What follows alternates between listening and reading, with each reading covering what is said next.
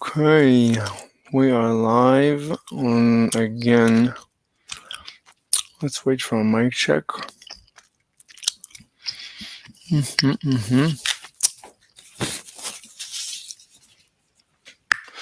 Waiting for a mic check. Waiting for a mic check. Good. Very good. Very good. Very good. All right. Let's see what's going on in the universe right now. And by universe, we mean YouTube. So, what's this? 5 hours ago, discovering the cool. Wait, someone who's joined us. Oh, Hover Vinci. Hover. Hey, what up? Hover Vinci. So Amber is packing, so she's not going to join, I think. Let me see what she says. She says, not gonna be able to make it after all, I'm afraid. What? Not gonna be able to make it after all, I'm afraid. I'm getting a new roommate today. I'll smell you later. Yeah, I'll see you tomorrow during the day. I hope by 7 p.m. Eastern Standard Time. I typically can't be streaming because everyone gets off of work. I don't exactly understand, but fine. Yeah. Anyway, so I see that Physics Problems and Solutions has a new video. He says, point of view, discovering the Coulomb's law from first person perspective. He says, why is it 1 over 4 pi epsilon naught? So 1 over 4 pi, I think it goes together with the inverse square law, which is caused by the ether. This, whenever you see 1 over r squared, that suggests that is Gauss's theorem. That's liquid flow. So charges obey fluids, the laws of fluids. So that's just another. That's just evidence for the ether. Yeah. Anyway, so what's going on with you, Javier Javinci? What's going on? Nothing. That's good. That is. Let me check the audio. Let me make sure the audio's. Do you want to debate something? Do you want to yell at me about something? Nothing comes to mind, actually. I don't know. Wait, what? No, nothing comes to mind. I don't have any debate topics in mind. I don't.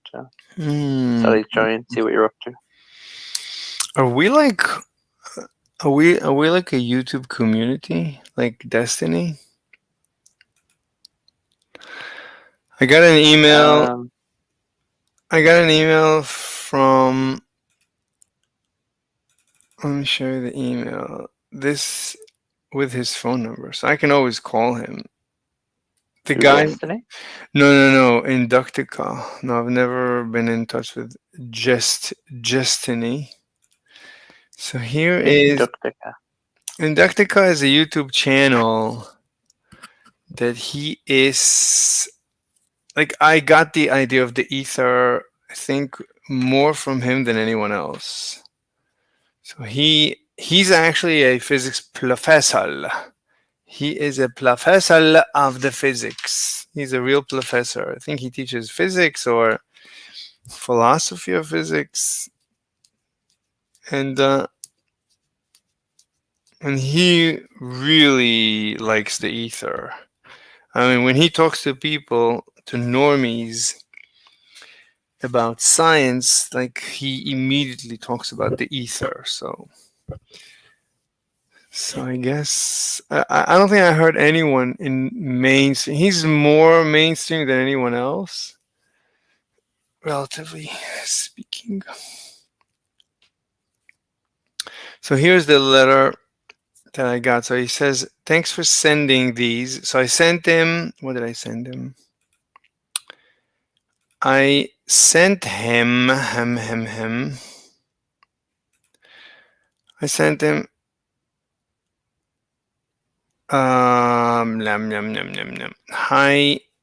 I've written a bunch of papers inspired by your Aether. Here is a link to my Google Drive folder. Let me know what you think. Let me know if you want me to give a presentation. Anyway, so he says in response, thanks for sending these, like the papers. I have perused, I think he means pursued them. I've pursued them, I guess the ideas in the papers, and have entertained many hypotheses of this kind myself. I'm afraid that at this time, these paths are not in line with my own interests. But I encourage you to keep up the good work. I welcome further comments and questions from you on my work and look forward to discussions in the future when our work converges. So, yeah, I was listening to his last presentation, and he doesn't want to discuss any modern physics. He wants to go back to counting rocks. He says, let's make sure that our basic math is correct before we, like, he says that science lost its way, but where did science lose its way? So he says it he doesn't know. So he's going to start from the beginning, from counting rocks. So he's gonna start writing papers and doing research from the most fundamental stuff in science and math. To which I say, I think that's not a good idea. What do you think? Why would that not be a good idea? Because the way humans work, the way we humans work is different. We don't work like that. We never go to the beginning unless unless you have to. So the way we humans, the way we solve problems is different. I think we go to the beginning all the time, and that's how, you know. So we just have a different perspective on the foundations, and that's So how. I agree. So that's why I debated, like when I was speaking to Dr. Obscure. So I told her, would you like to debate? And she said, well, I don't debate God and religion. So I said, okay, let's debate 1 + 1 = 2, which is my go-to debate. So I do the same. I basically count rocks, and I do believe that 1 + 1 = 2. You have to Yeah, you understand. use the laws of thought, or you're going to use the law of non-contradiction, the law of identity, I don't. of excluded metal, to I like. don't. I don't use any laws. So I start from first principles. In first principles, there are no laws. I don't assume anything. And I just ask: Is 1 + 1 = 2 = 2? Is that a true or false statement? What's your opinion? Anyway, so Yeah. you could argue that I go to the fundamentals, like Mhm. Inductica. I also go to counting rocks. Okay, but that's not what I write papers about, and that's not what I do presentations about. That's I might debate someone about 1 + 1 = 2, but I'm more interested in my theory of ether, in my theory of quantum gravity and such. So the question is, so I think he's wrong. I think Inductica is wrong investing all his energy right now in going back to the very beginning of everything. So I think we humans have a different path. We have a different algorithm. So Do you know what that algorithm is? And then we can dissect it. Do you know what that algorithm is? Or what algorithm? Yeah, what do we humans do? Like, how do we? What do we do? We wake up in the morning and do what? That's the question. Do we You wake up get out in? of bed or something? Like, I Yeah, mean, we got out of bed, but right, but do we like? I think going back to counting rocks is an overkill. That's not the proper path to follow. That's not an optimal path. right, So right. But it doesn't take very long to do anyway. You know what I mean? Like, it doesn't matter if you're gonna do all the work from the beginning of time. it's good to overlearn things. Yeah, but it depends on even all the work from the beginning of time. Like, how far back are you going? Like, He says I'm a caveman counting rocks in the cave. That's what he said. That's where okay. he's at right now. Is he So still counting the rocks? Like, I don't know. exactly. So apparently, if he didn't consider my papers as worthy of his, it's not in his path of research. If he doesn't consider my paper, which my papers are based on his ether, basically I took some of the words that he said and I thought through everything and I presented these, I expanded these ideas all the way to, to dark energy and cosmic inflation. The ether forces me to predict cosmic inflation. So, anyway, do you want to talk about Elon Musk? What about him? I think he called out Wikipedia recently, a few days ago. I don't know if you saw that. Hmm. Apparently, Okay.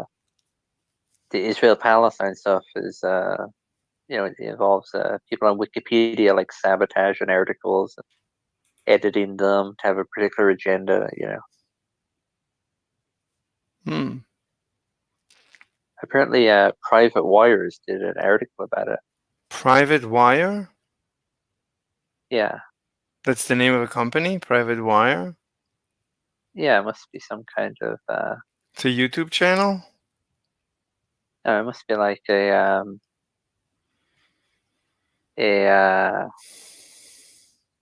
like a news like place.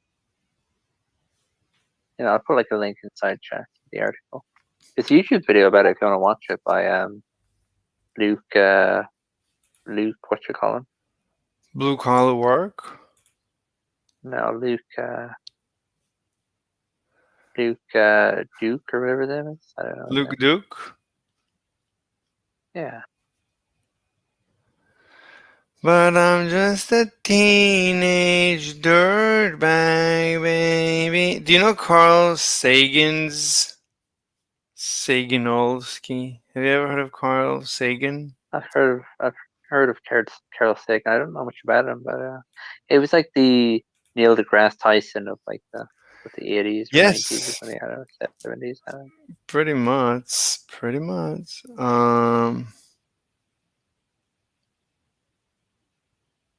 Oh, this guy's name was Brian Lunduke. I really messed up his name because I'm dumb. No, you're not dumb. Destiny It and was the Maggie YouTube channel. confront Sarah Palin on Piers Morgan.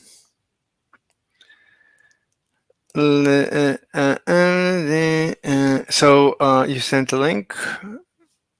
Yeah, inside chat. But that article was the article that was shared by Elon Musk. Like, yeah, How shared it a few days Wikipedia's ago. pro-Hamas editors hijacked the Israel-Palestine narrative. I mean, the problem with Israel-Palestine, I'm thinking like there's obviously more like on the number side, there's more enemies of the Jews than there are Jews. Yeah, And the enemies are very violent. So in general, the side of the Jews is afraid. This is very similar to global warming and schmovid and the rest of it. So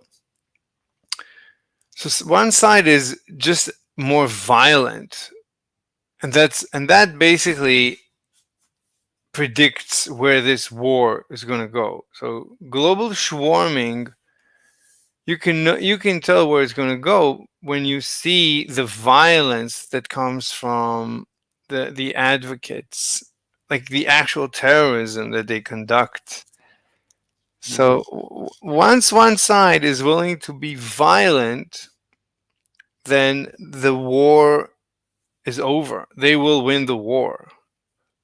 It doesn't matter. The numbers don't matter. If one side uses tactics, underhanded tactics like terrorism, then the other side could be an empire. The empire will collapse. It's just a matter that the empire is on borrowed time against terrorism, unless the empire is going to stomp out the terrorist. Okay, let me see how Wikipedia. Blah, blah, blah. A powerful group of editors is hijacking Wikipedia, pushing pro-Palestinian propaganda, erasing key facts about Hamas, and reshaping the narrative around Israel with alarming influence.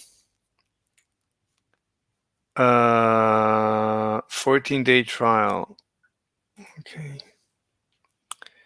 I'm just a teenager. Start free trial. So you have to give them a credit card. No, you don't. I didn't ask for no credit card. I just clicked continue reading. Really? Yeah, I got one free article. Yeah. No. No, I Did can't. you not read it? Can't. There's no scrolling. I can subscribe now and that's it. Nothing else. Is there no option to continue reading? No. Oh shit. Well, I guess you're fucked. Just Never mind. subscribe and that's it. Yeah, I don't care. I mean, we're screwed. Oh, the YouTube? What YouTube? One second. Let me see. Let me share, because I don't know why your sharing doesn't. Come on. I'm just a teenage dirtbag baby like you.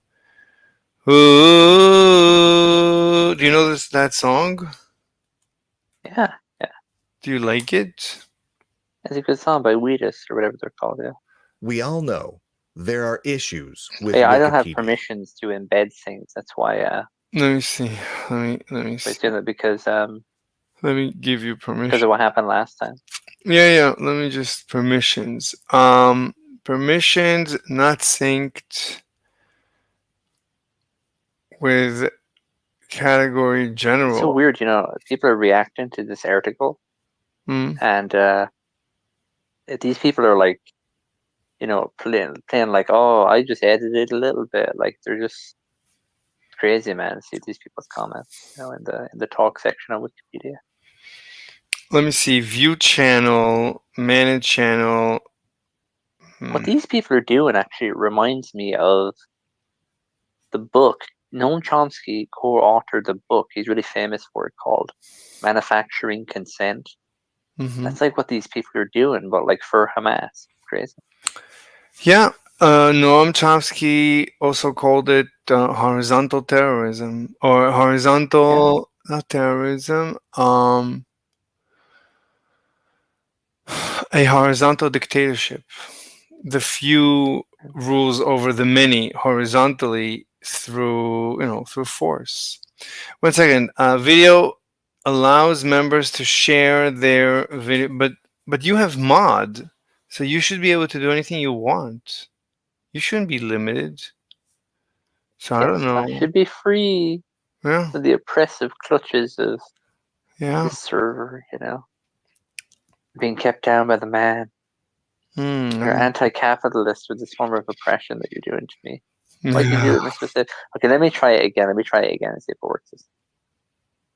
No. It's No, weird. it didn't. Is that working? Never mind. Anyway, I started playing it. You can We watch all it. know it. I've covered it plenty of times in the Okay. past about how Wikipedia Wait. has essentially hundreds of millions of. So let me wait. Who? Oh, doctor. Our favorite doctor of all doctors. What's up, doctor? Hey.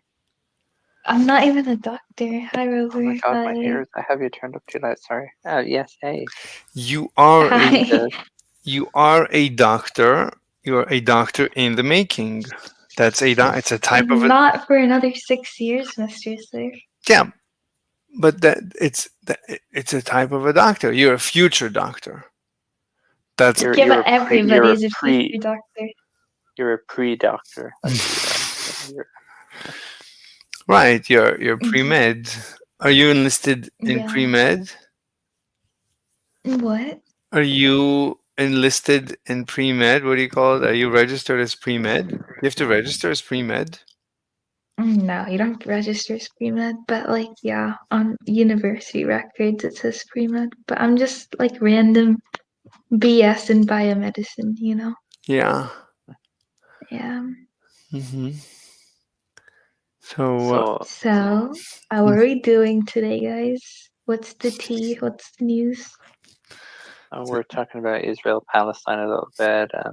He was talking about Inductica. Is that what they're called? What are they called? yeah, Inductica. Wait, Dr. Obscure, we never interviewed you on Israel Palestine. We don't have to. Well, I'm pro Israel mostly. I mean, See. I'm like I'm not 100% because I don't believe that there is a conflict really. The conflict is it looks like there is a conflict, but there is no conflict. Very interesting. It's like when you have two siblings, it looks like there is a conflict, but there is no conflict. So in my experience of parenting, Do you have experience parenting? I have experience parenting and observing other parents, and I have conclusions. I have a prognostication that I can share with the universe. I see. So children in hunter-gatherer society, so there's basically in hunter-gatherer there's men, there's the group of the men, there's the group of the women, and there's the group of the children.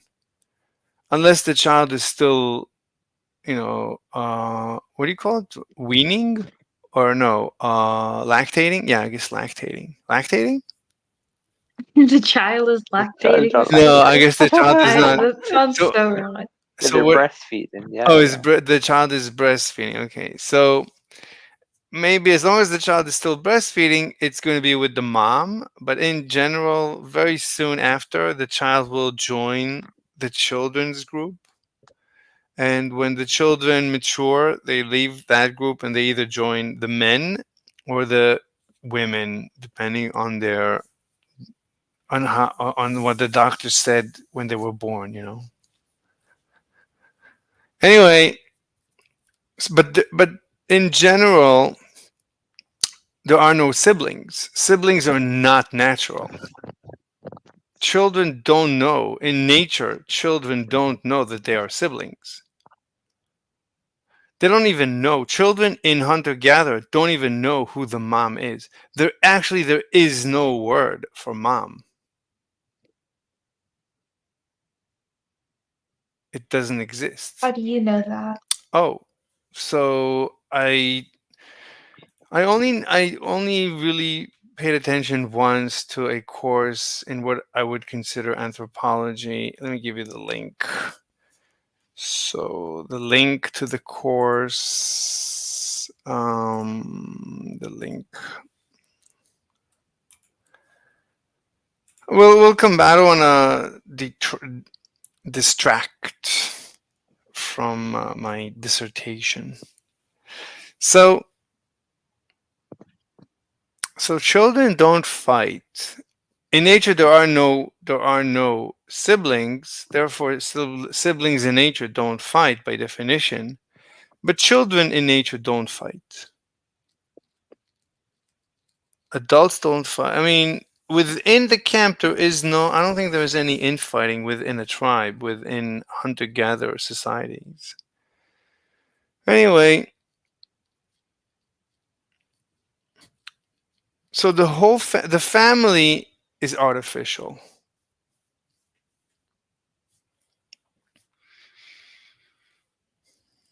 Mm-hmm. Family is not as much. I mean, so family is not natural. So the whole family dynamics and fights in a family, that's not natural. The whole thing is artificial. Um, my point is, I don't want to build up too much theory. So my point is that um, there is no Arab-Israeli conflict. Interesting. What's your opinion? Um, I mean, I think there clearly is conflict if the world is so divided against each other, right? Oh, very good. Um, So you're saying, how can you make such a crazy claim when obviously the facts are that there is an Arab-Israeli conflict?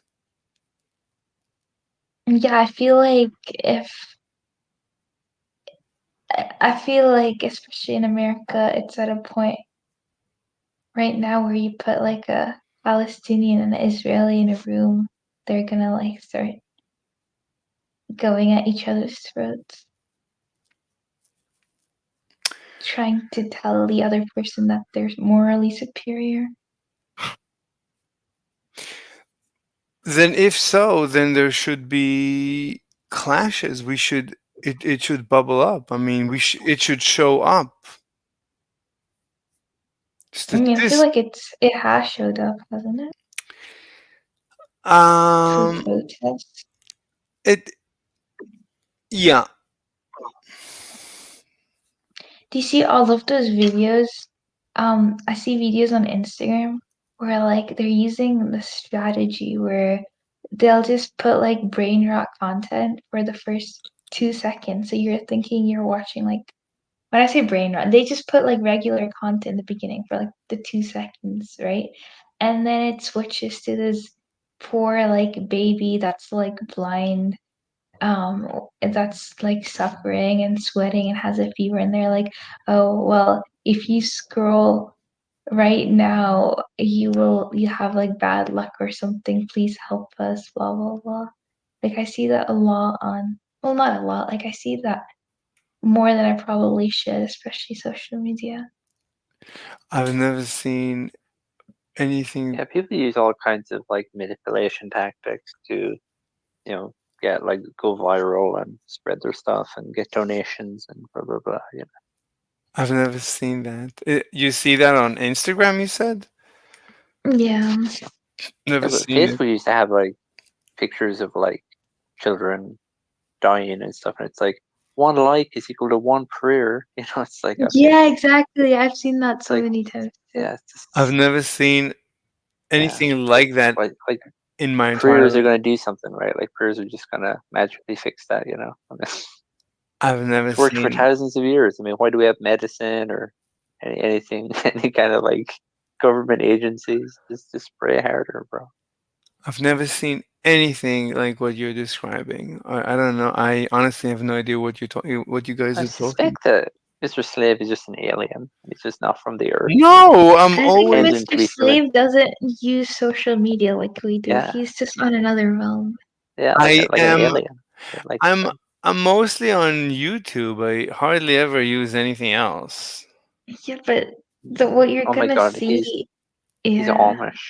He's Amish. Trump is like recruiting the Amish, and this is what happens. Okay, this is Wait, what social he media? rides horses around.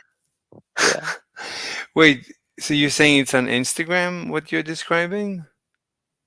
Well, not just, it's just social media in general, Mr. Sleep. But yeah, what I saw was on Instagram. Okay. I mean, is YouTube social media? Yeah. Have It you never can, seen like yeah. YouTube videos by Yeah, vegans? Like vegans do that all the time, where they show a video of you, like a video of like something cute or whatever, right? And then it cuts to like video animals being murdered. They're like, "Oh my god, you killed the animals, you bastard! I could go vegan, I go don't. vegan, go vegan." I don't know what you guys are talking about. Honestly, I just You've don't know. never seen vegan propaganda or any other kind of propaganda? Like, that's crazy. No. yeah. Mr. If you've Slave covered, lives under a pineapple in yeah, I mean, he Turkey. was just talking about the Israel-Palestine thing. So, like, it's so weird. You haven't seen any of that, like, video. You've never heard of Mr. Fuck Around Find Out? You never heard of him? No. Let's just say it. No, never heard of him. I think He's this Mr. Slave's Palestinian guy. flabbergasted right now. He's a Palestinian guy, and he was celebrating on October 7th, right? And then Israel started attacking Palestine, and he was crying about like people getting blown up and stuff. And then he's like a journalist in one video. In the next video, he's like a doctor. In the next, he's in all of these. Every time Israel attacks Palestine, he's like right there in a video, like acting in the video, like saving the day. He's like a firefighter. Like it's crazy. Like you ever seen those staged videos? With I've Mr. seen Fuck Around Find Out. I've seen staged videos of they're called Pollywood. Yeah. Yeah, I mean Pollywood is there seems to be an industry of making. Yeah, but there's this one guy, and he's in all the videos, and his name is Mr. Fuck Around Find Out. It's just awesome. I can't believe you never heard of him. You got to look him up on YouTube. Let me see, Mr. Fuck Around Find Out. Oh, but this is not my point. Look, I'm not tribal. See, I'm neither. I don't really take a side. Mm-hmm. See, everyone either takes a side or doesn't take a side. I take both sides, and I say I know what's causing this conflict. Like no one is trying to analyze what could be causing this conflict. Because people are not scientific. People have given up on science.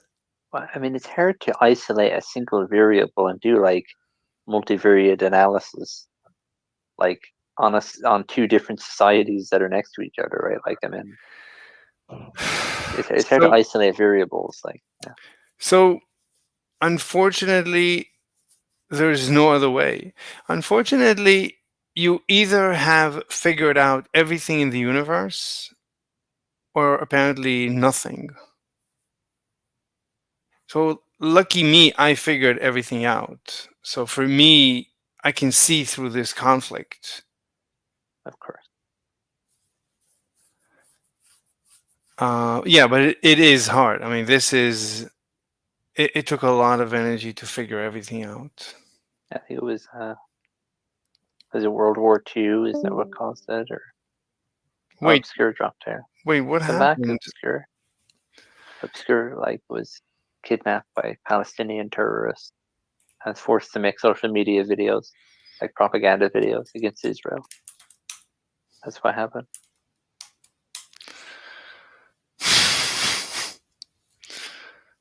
Terrible. Yeah. I mean, you will have to rescue her. You'll have to form like the. They will have to work with the IDF to like coordinate like a rescue mission.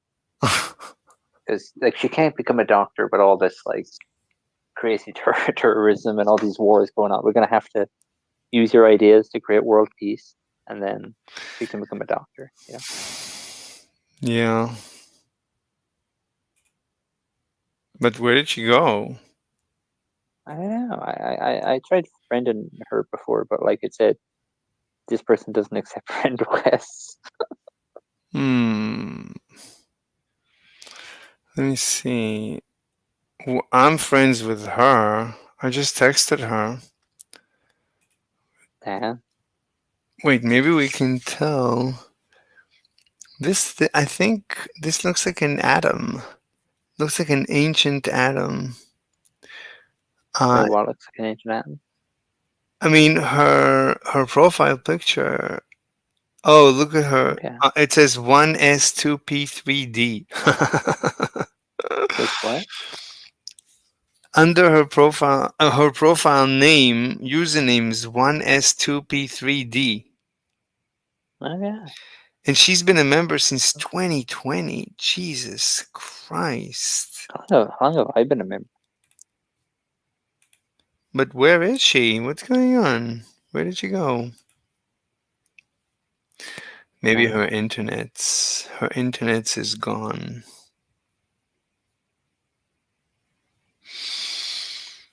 Anyway, How long have you been a member? I don't know. Let me check.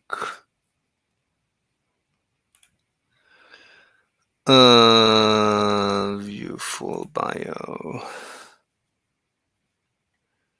Oh, January 26, 2023. Yeah.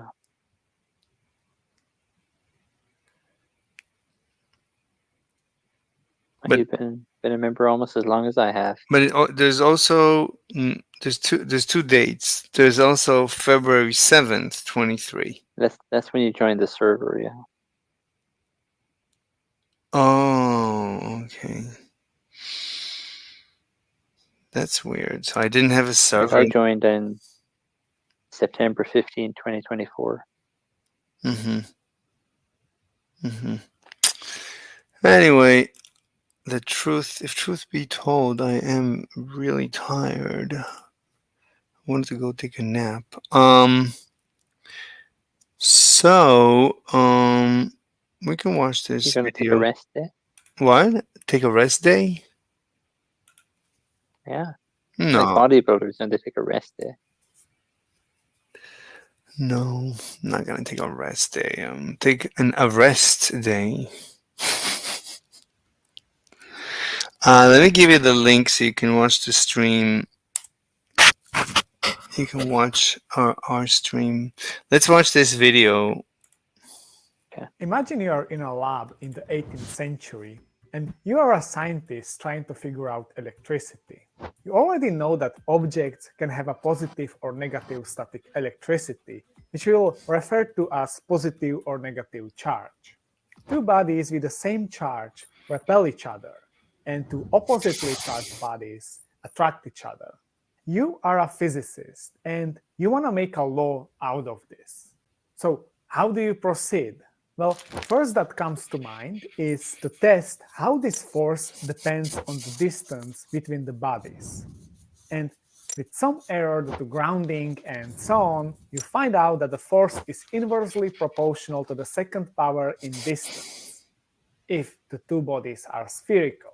Even though there is some error in your measurement, there is no reason to think that this proportionality differs from r to the power of 2.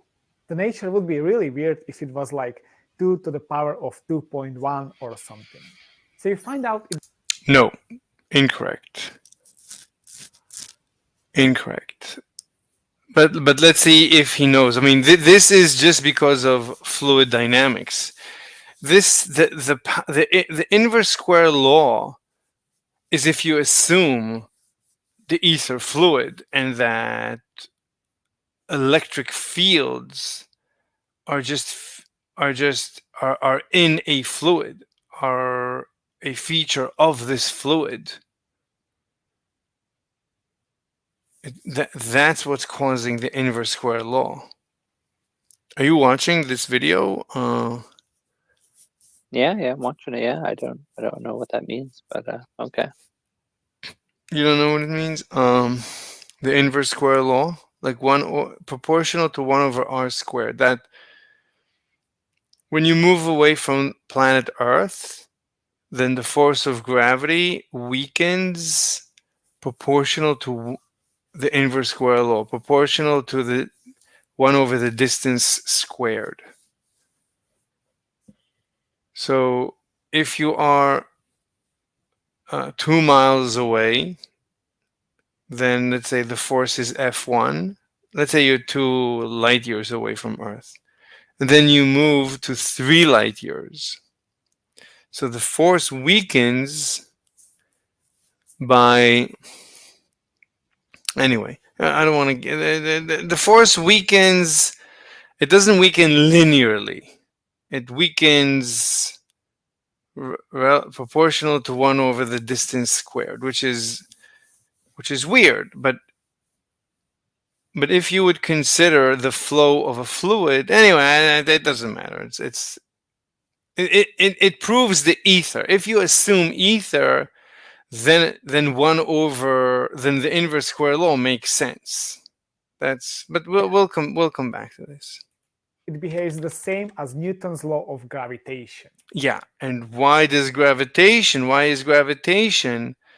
proportional proportional to the 1 over the distance squared? Why are all these laws proportional to 1 over the distance squared? What's causing this? So what's causing it, theoretically, if there is an ether, then it makes sense. And we'll come back to why the ether assumption gives you this 1 over the inverse square law. Okay, so what is next? You will observe that on the same... He just said, the universe would be weird if it was 1 over r to the power of 2.001 or something. It would be weird. Why would it be weird? The universe doesn't know whether it's the square root of the power of 2 or the power of 2.001. The universe doesn't have... The universe is not a calculator. Are you following? Hover? Yeah. You just said the universe isn't a calculator. Yeah. Does that make any sense? Mm-hmm. Okay. Yeah. That's good. It is good. It is in distance, the force is always different. Since each body contains the same distance, the force... So what is next? You will observe that on the same distance, the force is always different, since each body contains different amount of charge, and you have to incorporate this to the law. And at this time, it's impossible to know exactly how much electricity, or in current words, charge, each body contains. There is not a machine that would give you a specific amount of charge each time. Charging an object is always done by friction, which can only give you unspecified amount. So how do you proceed if you can't create a specific amount of electricity to define a unit of charge? Let's call the amount of electricity each body contains as Q1 and Q2. What could the law be then? Should we make it a sum, multiply, sum and square, or multiply and square? Looking at the gravitational law, we have the best candidate. But this is just guessing, it's not physics. So if you just assume that there is a fluid, if you assume that electricity is a fluid, and this force is really the motion of a fluid, because whatever, then the math will follow. Then you will have Q1 times Q2. I think we can come back to the derivation. Well, you can have an uncharged body and put it next to a charged body, and you will find out that the force is 0. Therefore, it can't be additional. You can be a little bit nitpicky about this, since a charged body can polarize the neutral body, causing a non-zero force. But this is an effect of higher order, and at this time you have no capabilities of measuring this. Okay, so we know the addition rules are out, so it has to be multiplication rule. But since you don't... No, who says it has to be anything? Who says it has to be mathematical? He's making so many assumptions. It can't be addition. What? And we have no capabilities of measuring this. You can be a little bit nitpicky about this, since a charged body can polarize the neutral body because of candidate. But this is just guessing, it's not physics. Well, you can have an uncharged body and put it next to a charged body, and you will find out that the force is 0. Therefore, it can't be addition rule. You can be. What? It can't be addition? Oh, because one of them is 0. Okay. So if you narrow it down to either multiplication or addition, yeah, then then if one of them is 0, if Q2 is 0 or Q1 is 0, and you're using addition, then you're still going to end up with a force, and the math is not going to represent reality. Where is she? Why isn't she responding?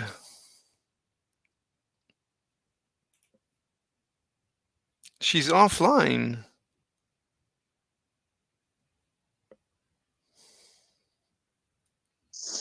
I have no idea. I don't know. This is terrible. Absolutely terrible. Wait, did we lose our spot in the video?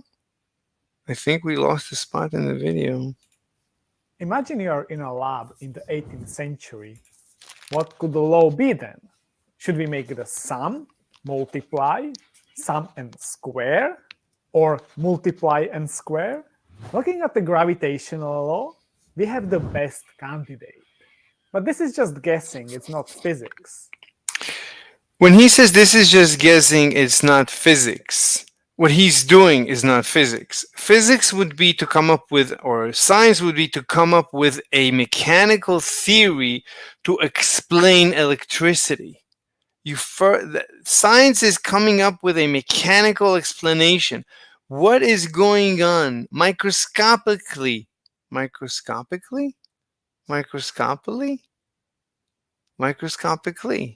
It's microscopically.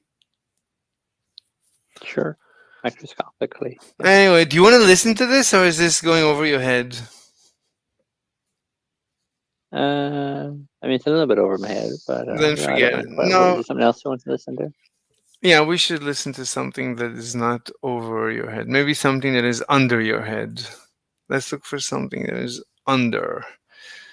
What else we got?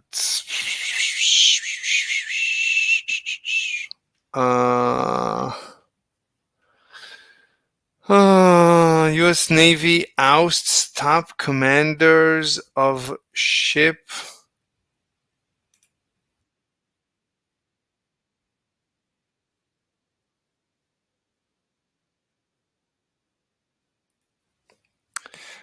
I can't share with you like normally. I don't know what to do.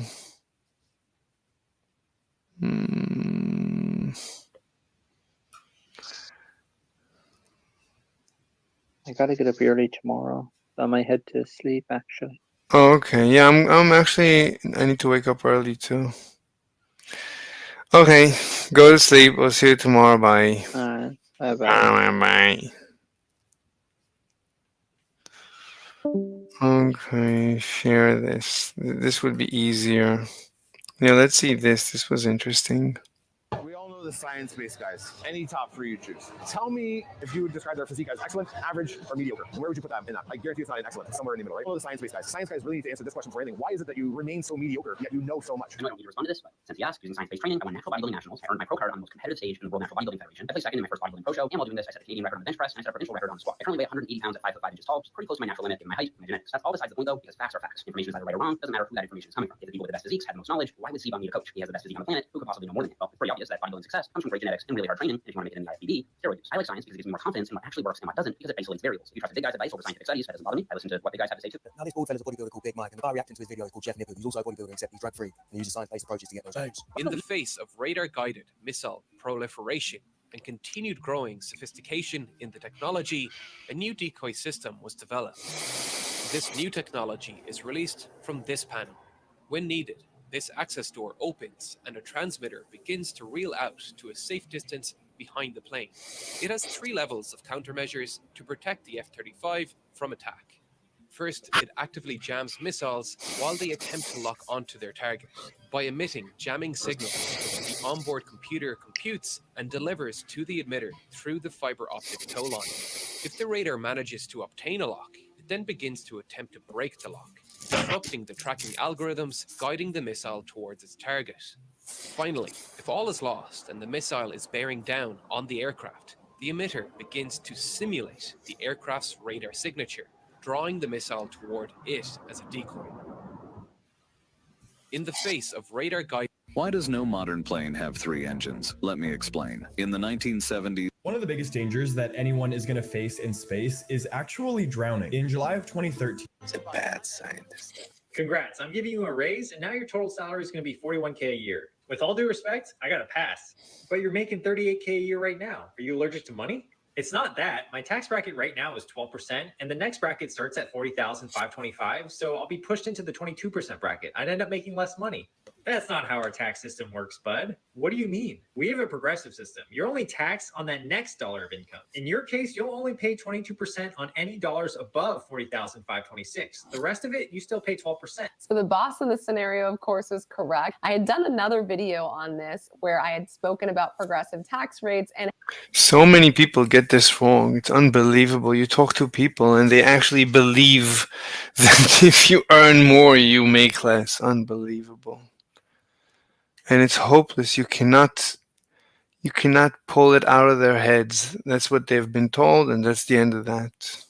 And had so many people vehemently disagreeing with me in the comments, I didn't realize what a common opinion that it is that you actually make less money as you make more money. Yeah, people are idiots. People are hopeless.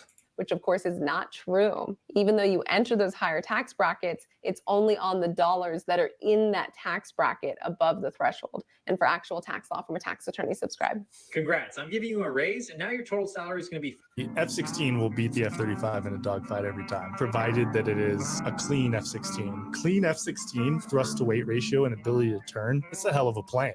But remember that the thing is, the F-35 is not optimized in the trade space for dogfighting with 4th-gen fighters. Let's look at a different circumstance. Let's put 2 F-35s on one end of the table, and then 100 miles away, let's put 4 F-16s.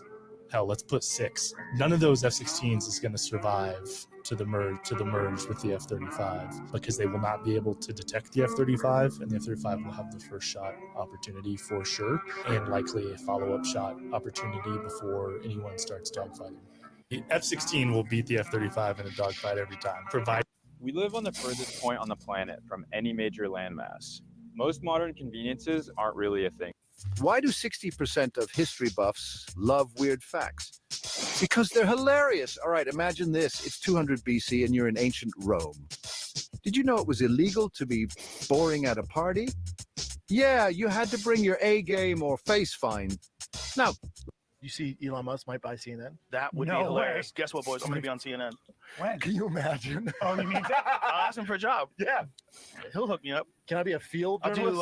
I'll do the JRE Weekly Report. Dude, here we go. We'll talk about the actual news of the world. You see Elon Musk might buy CNN? One of the biggest dangers that anyone is going to face. Why does no modern... He's a bad scientist. The F-16 will beat the F-35. I started back on the carnivore diet. Like one of the first things that I noticed, like almost immediately, my energy levels are completely flat throughout the day. There's no crashes. Wow. There's no peaks and valleys. Yeah. The good thing is the carnivore diet can keep your energy levels relatively stable. The bad thing is the carnivore diet. How do I put this? Carbohydrates are the undisputed forever king of performance nutrition. Try to eat regular meals, 4 meals a day, for example. Have plenty of protein, plenty of healthy fat, because healthy fats, actually all fats, slow down the digestion and absorption of everything else, including the proteins and carbs. And make sure your carbs are relatively low glycemic, veggies, fruits, and whole grains. And not a ton of them in every single meal, not like 900 grams of carbs in one meal or some shit, tons of pasta, put you on your fucking ass. Just a moderate amount of carbohydrate. 50, 75 grams per meal 4 times a day if you're like an adult-sized male or whatever. You try that, and all of a sudden, you can get a higher level of daily energy, and it's still really, really consistent. Sam, you ready for it? Let's go. All right, here we go. A comment on one of my videos, I was audited and I contacted a local attorney to see how much he'd charge. He asked how much I owed. When I told him $10K, he actually whole belly cackle laughed at me and he said, I charge the same rate. Whether you owe 10K or 100K, if you have the means, just pay it and move on. Not worth fighting. So I completely disagree with this comment and what that attorney did for this client, because at the end of the day, it may not make sense to hire a professional, but that doesn't mean you can't do anything. And honestly, a lot of times the IRS is reasonable to deal with. It's not a private party that you're against.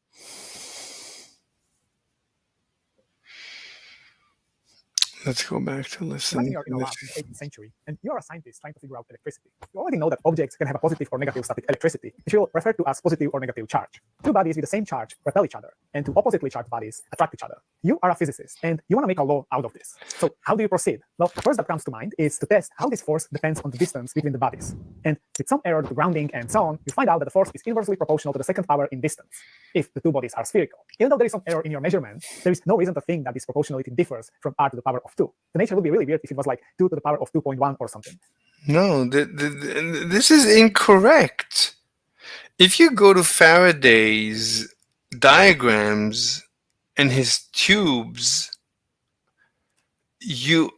as far as I know, he assumed ether. So if you assume ether, then you're assuming a fluid, and that's where the inverse square law comes from. So maybe we should make 17 comments. Okay. 1.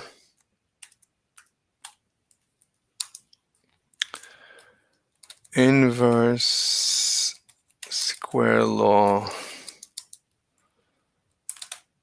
comes from the ether assumption.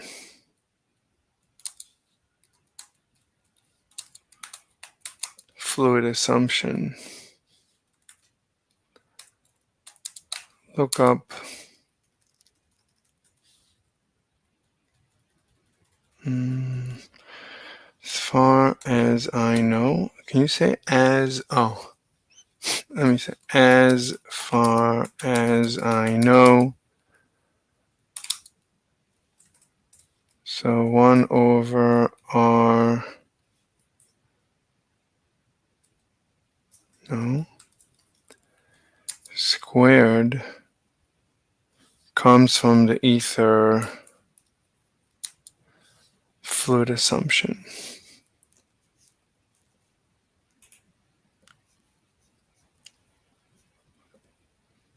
It comes from,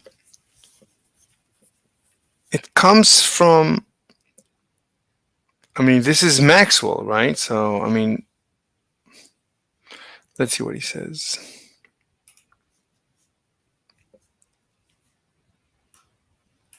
So you find out it behaves the same as Newton's law of gravitation. Okay, so what is next? You will observe. What do you mean they find out?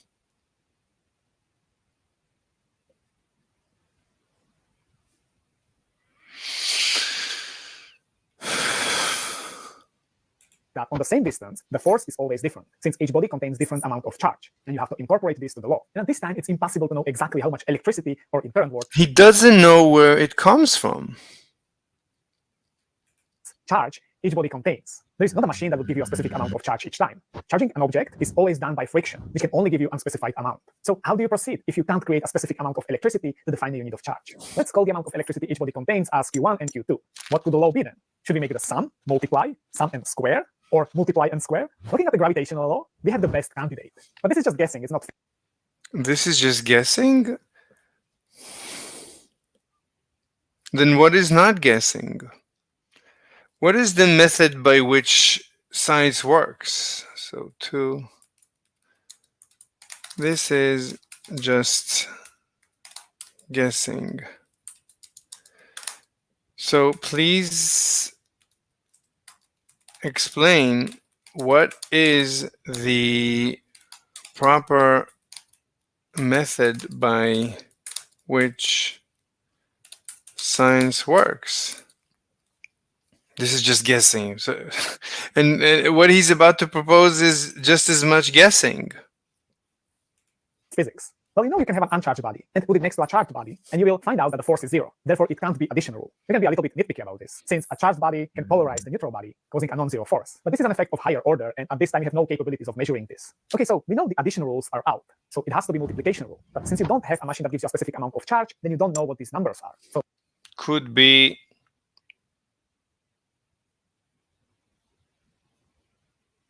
it could be the square, right? Q1 times Q2 squared, or some crazy power.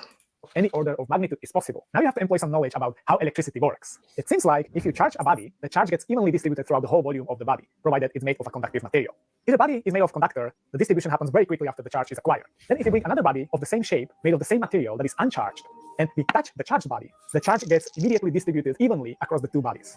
Now you can use this rule to halve the charge, even though you can't know the exact value. Imagine you have two charged bodies that act on each other with a force, let's say, 10 newtons.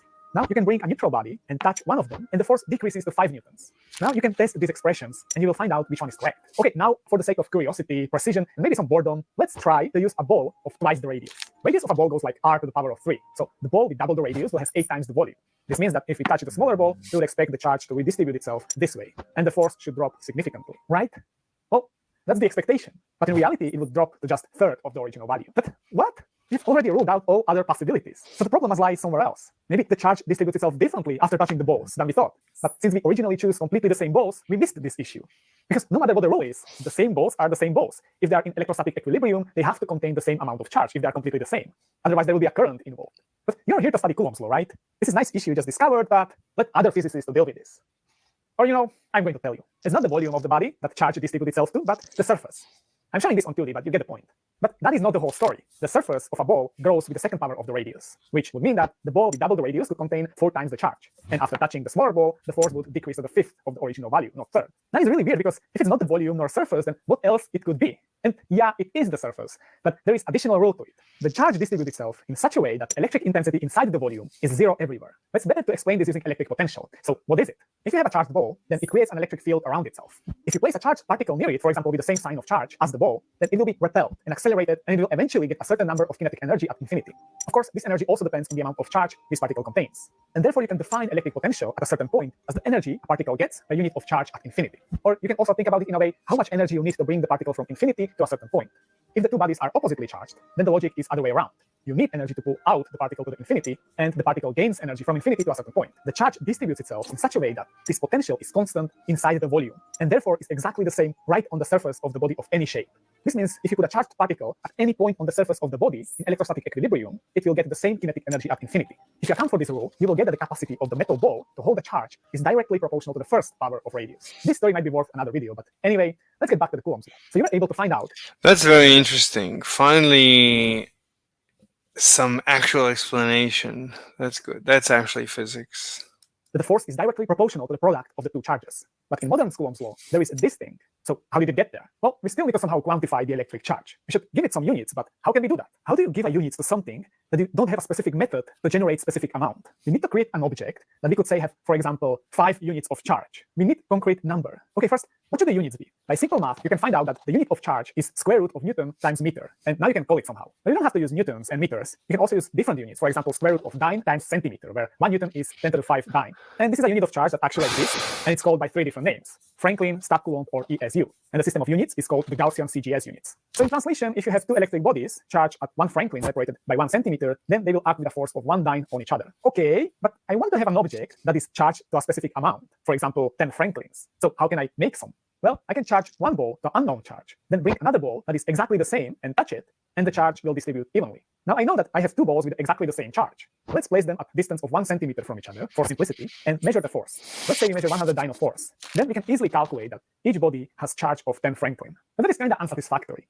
You can only measure charge by measuring the force. But this force can also depend on the medium you have the balls in. And there is the problem that you have to alter the charge of the original body by halving it in order to measure its charge. So overall, it's not very practical. But now imagine, people discover that electricity can not only be a huge static discharge that happens in milliseconds, but by combining some metals, you can have a source of continuous electricity. And we know that electricity is a charge that is moving through the wire. The question becomes, can we use this fact somehow to define it better? So we know that current is a moving charge, and therefore we can define a new unit called ampere, which is the amount of charge that passes through a certain area of the wire per second. Now we have two options. We can use the definition of charge, as we know it from the Coulomb's law, to define what the current is, which at this time seems completely crazy because we have problems to measure charge of just one body, let alone... Okay, all right. I mean, it's a good video, but I need to go very slow through what he's doing, step by step. But it's good, very good. Good video. I don't know where she went. What happened? Why did she disappear like that? Did something happen? Did I say something? Did I scare her away? Let's see. Anything else? Oh, let's see if there's anyone on any other server.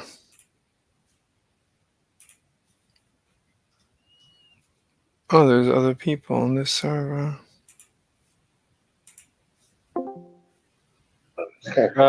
I've noticed this guy has Asia in his name. Are you from Asia? Can you prove the letter A in Asia? Ethnically. With an altimeter. I want a side angle view of your name. In a bucket. No, but onto whoever said, flat earthers can't have conversations. Let me tell you what High Up Level did 2 days ago in Modern Day Debate. It was challenging everyone in the Flat Earth channel to a VC debate. I obviously joined. I was the first one to jump on. He, instead of joining the actual Flat Earth VC channel where the mods could control what he's doing, he made his own so he could control. He said no interruptions, no nothing. Then he asked me, what sciences do you have to prove the Earth is a globe? And I started talking about planes and stuff like that. Then he interrupts me, which is hypocritical on his own part. Tells me, no, you shouldn't be talking about that. Starts laughing. Then he says, what is the R value? Obviously, we've just started our conversation. I don't know any R value he's talking about. He's giving me no context. I say, what R value you're talking about? He starts laughing. He says, nah, you're done. Kicks me out several times. Every time I ask, he kicks me out. And then eventually he locks it. He gets into argument with every single globe earther in that VC. Starts kicking them out one by one when he doesn't agree with them. Then he kicked the mod out, which got him in trouble because then server owner came in and he kicked the server owner out of that VC, which made it even more hilarious. That makes sense. They each have their own type of mental illness. It's typical High Up Level stuff. I can't lie. Can we please make a petition to bring back High Up Level? He entertains us too much. But I think that all flat earthers are always religious, and all globers, I mean, I don't know all, but in general, flat earthers, I would say, are religious, and globers. The same with globe earthers. A lot of globe earthers are religious. It's like the same percentage of atheists around the world are globe earthers. No. Well, like I was saying the other night, there is one positive thing about flat earthers.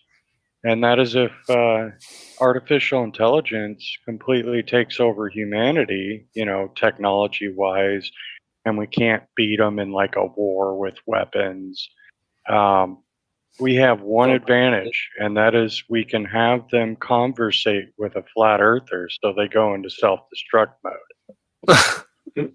Or you could just make them listen to Thick of It by KSI. Wait, but yeah, that should be enough. No, but I mean, people are not flat earthers because they're flat earthers. They're flat earthers because they are religious, because they misinterpret shit. No, there is something else that is driving their belief. I mean, these people are conspiratorial. They hate towards their government. Right, it's always the government conspiracy. These people. One thing before you continue. One thing before you continue. Omnivore, can we please bring back High Up Level? He entertains us too much. Please, I'm begging you, just on a humble request.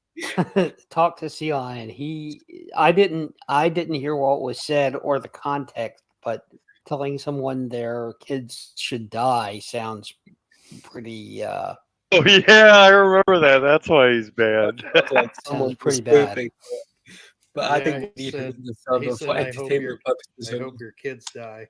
But the point is, He it's literally said that. but the point is, you're not But going. anyway, Mr. Slave, continue. Yeah, you're not going to be able to convince a flat earther out of his conspiracy because he's not motivated by truth. He's We motivated. know that. We know that. Okay. It's just funny to watch them fail. But there are a few odd cases. Like there's a person in the server called Trouble About. She used to be a flat earther. She's become a globe earther now. Right, So but you really you should. do have some miracles. Right, but it would be easier if you went after what is driving the flat earthery, right? You need to go down the rabbit hole with them. All right, like what is driving all of their conspiracy theories? Like what is the ultimate drive, and that's what you need to attack. I think the government's trying to control them. Let's look. There's a long list of YouTube videos, basically. Like it starts out with 9/11, and then you go into. But these are. But all these conspiracies, are just symptoms. You have to understand what is the cause. What is the actual cause of all these symptoms? All these conspiracies. Special. No. They want to feel very special. No. Oh yeah, for some of them that is the motive. I've found it is. It really is. Because they're social rejects and they've found a group of people who will accept them while they're crazy. Nah, I don't see that. Well, for each one of them, guys, hold on. I think I might be able to get North Rebellion into VC. I'm working miracles here. Why do we need to hold on for that? That's anyway. The point is, so I mean, at the end of the day, you need to ask. Let's say, because I believe it has to do with religion. Religion does seem to be a major driving factor in a lot of flat earthers I've encountered. But there are a few other reasons in others. So, like when I debate people that believe in God, so I don't let them go. I go after their God. I don't let them go. I go after their God. Spank their God. Like you can't just let them have God, because if they have God, you lost the debate. You have to go after whatever unless they can prove God's done that in their religious text. Whatever it is, but you have to follow them down their rabbit hole until their backs are to the walls, and then you start attacking. You don't attack the symptoms. The easiest way to get through that rabbit hole is probably to ask them to prove it through their own religious texts without misinterpreting anything, which seems to be very hard for No. Because why should they believe the text? What is the reason? The text is the driving factor. No, I don't accept it. No, that's an appeal to whatever. Yeah, sure, you can't accept no, it, a lot of religions no. You ask them. So why do you believe this text? Why not believe this morning's New York Times? I mean, what's the difference? Okay, so that one was anyway. You follow them down the rabbit hole until they have nowhere to go, nowhere to run. Then you don't let go. Then you attack until they give up and run away. Otherwise, you're wasting time. You find it funny, but you're wasting. You might as well enjoy an actual defeat and not let them run away each time because you attack the symptoms. You're attacking the symptoms. The problem is they run away when they start feeling backed into a corner. So unless you bring it up in the next debate, it's really hard to convince No, them you can otherwise. start. And You then can. if you do bring it up, they start acting like they've had amnesia. No, it's fine. It's fine to have amnesia. You start again. All right, let's go down the rabbit hole from the beginning. Wherever they want to go, very quickly you end up at some source of all the conspiracies. And then you attack, attack, attack until look, it's going to take Yeah. it's going to take multiple, but you have to be nice. By the way, you need to be nice. You have to be nice. Like if you But really that's want what we are, but a lot of them think we're not being nice to that's them. fine. But when- if the question is, do you really want to help them or do you really just don't care about them? So if you I don't, honestly don't care about them. oh, so so you're the cause of their conspiracy because No, no. I just like seeing them struggle. then you're causing And then you're when- causing it. Then you Oh, I'm not you- causing anything because they've already accepted it No. before I've actually No. spoken to them. No, Well, no. hold on a second. I'm a theist. Are Okay. you saying that you want to help me? Yeah. Of course. Uh-huh. Look, you see that I hardly ever attack. Hardly ever. I get attacked. I never I don't think I ever attack back. Never.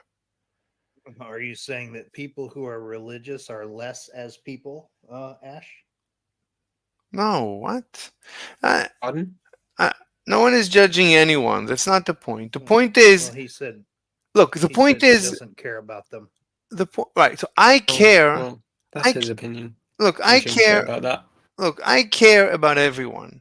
Like if I'm talking to someone that believes in God, and I think that's a false belief, and you're gonna hurt yourself. You're not gonna help yourself. And I love this person. I want to help him. Then I'm going to try and get him out of this false belief. Now, in the process, he's like a wounded animal. He's going to keep biting. He's going to keep attacking me, which is fine. But I'm not going to attack him because at the end of the day, he doesn't really believe in God. What he really, and he doesn't know it. What he really is he is part of a cult. He's part of a social network. He's part of a tribe that is protecting him. And it is this protection that he seeks. It just You think so? Yes, definitely. So I don't agree with that. Well, this is based on the rationality assumption. Everything I argue starts from the rationality assumption.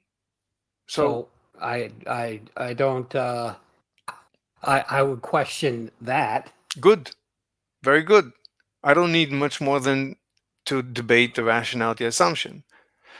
Very So good. I don't think that people make decisions by logically evaluating information to maximize their utility or whatever. I don't think that's true. I think it's provably not true. Very good. All right. So let's just make sure. Thanks for describing flat earthers. Let's just make sure we have a definition straight. So the definition of a rational actor is that a rational actor prefers more of a good over less of a good. Do you agree with this definition? No, I wouldn't put it that way because in this case, good is extremely subjective. Yes. Good by yes. whose measure? By the actors. Yeah, exactly. That's fine. Okay, so the actor has a utility function. Yes. That's what it's called in game theory. And you may not know what that utility function is. That's fine.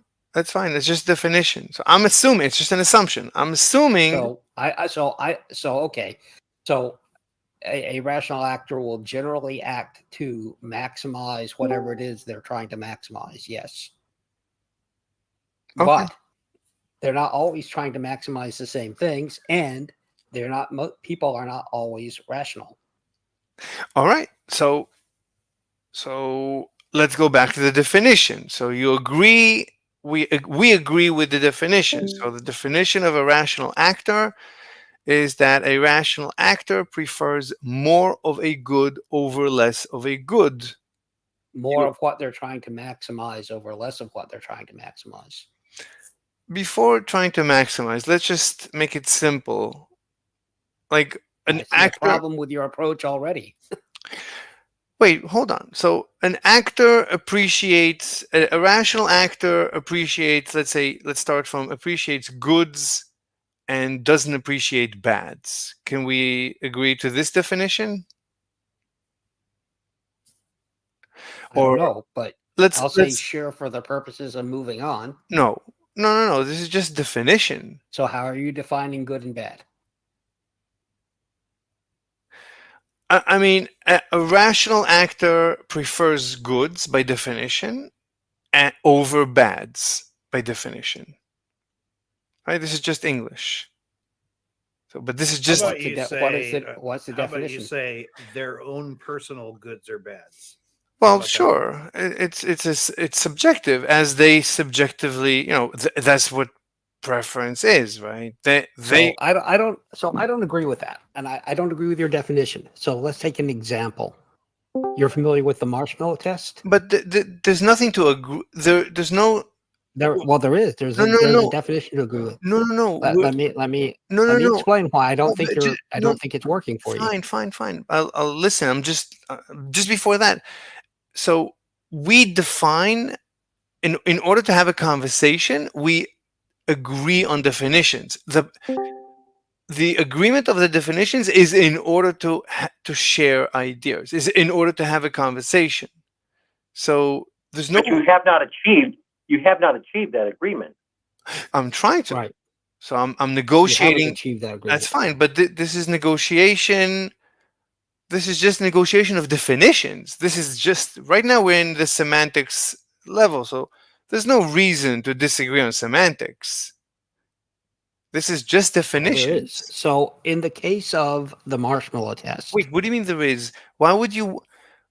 This is just semantics. What do you mean there is a reason to disagree on semantics? What could be? There is a reason to disagree with it because some people who are weak at argumentation try to win on semantics after giving an agreement that they believe that they can, that they can win on basically on the dictionary definition. It's like arguing about euthanasia and saying, "Oh, well, euthanasia just means a peaceful death, and everyone should have a peaceful death." Please, let's not keep switching the topic.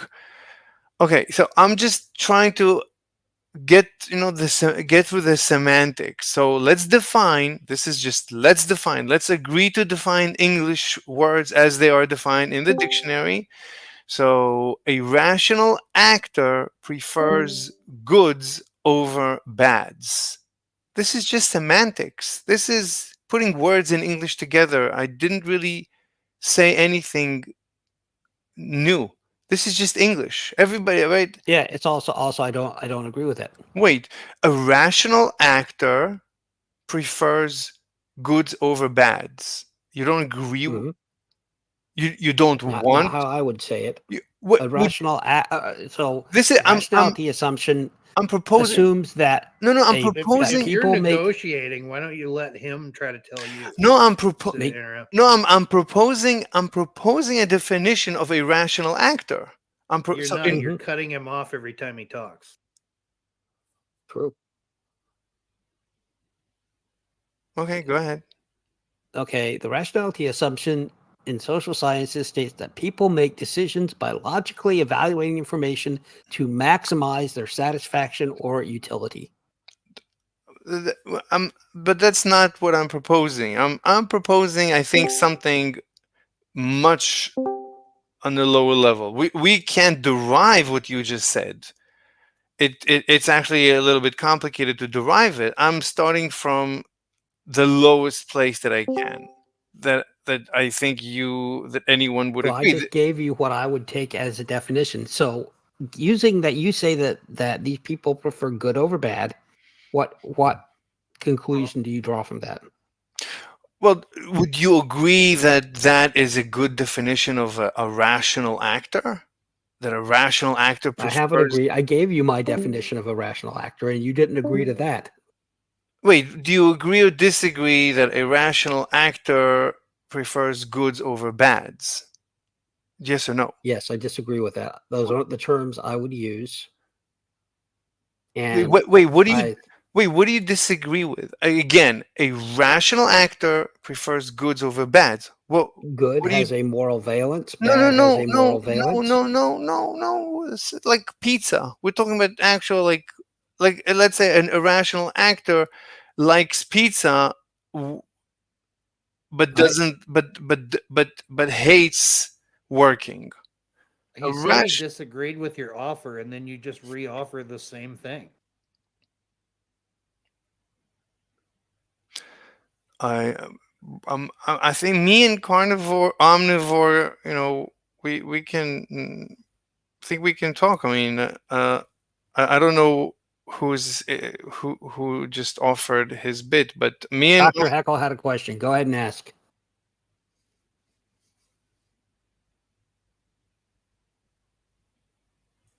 Anyway, I mean, anyone can interrupt at any time, but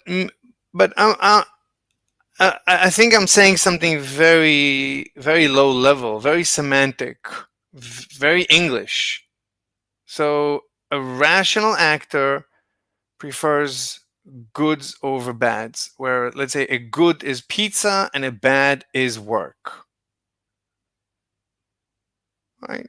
Basically, or a good is leisure and a bad is work. For example, it's just an example. A bad example. Yeah, Mr. Slave, that he was trying to ask a question, and you completely stepped all over top of what he was saying. So, please, for the audience, let us hear him ask the question, and then you can respond. And you will get the chance to respond, but please let him ask the question so we can hear what it is. Thank you. Go ahead. So, for clarification, Mr. Slave, are you saying that a rational person will choose morally good over bad? Is that what you're trying to say? No, not morally. We're talking about actual goods and actual bads, like physical goods and physical bads. I don't know what that There's means. no What is such thing. What do you They're good and bad are subjective. Yeah, good and bad are subjective, but right now let's start with something simple like leisure versus work. Like most people in general, you give them a day off, they'll prefer it over a day of work. Most people, if you give them What a if you day, value work? no, most people in general, whatever, they prefer a day off with pay rather than a day on with pay. So leisure is, so let's assume a rational, actor that enjoys, right? A rational actor prefers goods over bads. For example, prefers leisure over work. That's just rationality. That's not. I mean, that's not really what it means. I mean, being rational means you have a reasoning of doing something. That's really all it means. It's just a definition. It could. I'm proposing a definition. I'm just proposing. I'm telling you the definition of rationalizing. But I'm proposing. That's the definition. But I'm proposing. I'm proposing a more mathematical definition of rationality. So I'm starting from. This is preference theory. So I'm starting from the lowest layer, the simplest case that I think anyone would agree. Well, I read directly from the theater, the description around rational behavior and rational actors, and you didn't like that definition. So I don't think that's where you're coming from. No, I didn't say I don't like it. I didn't say I don't like it. I said okay. So I said the fundamental concept in economics and social sciences states that people make decisions by logically evaluating information to maximize their satisfaction or utility. That's a good definition of rationalization. Yep. Okay, I don't have a problem. I didn't say I don't agree with it. I actually said we can derive it and it would be complicated, but I don't disagree with it. But I just want to make sure that we also agree on something that is simpler, right? Your definition is quite lengthy. Mine is shorter, and I think it's more fundamental. So I'm just defining a rational actor prefers goods over bads. That's. Oh, if I hear that one more time, what the hell? So I think what we've seen here is Mr. Slave's hidden debating super weapon is to try to wear you down. Repetition. Okay, here's the offer So, one more yeah, time. can What do you you think? disagree with me and we can go on? Because if you don't agree with me, mine is more fundamental. You have to agree with me. You gave a definition. I don't like your definition. I gave you my definition, and that's the one we have to go with. Mhm. I said Yeah, I don't think you're going to be devastating people with your logic and reasoning there, Mr. Slave. I have a proposition. How about y'all move on with the understanding that you haven't come to an agreement on what a rational actor is?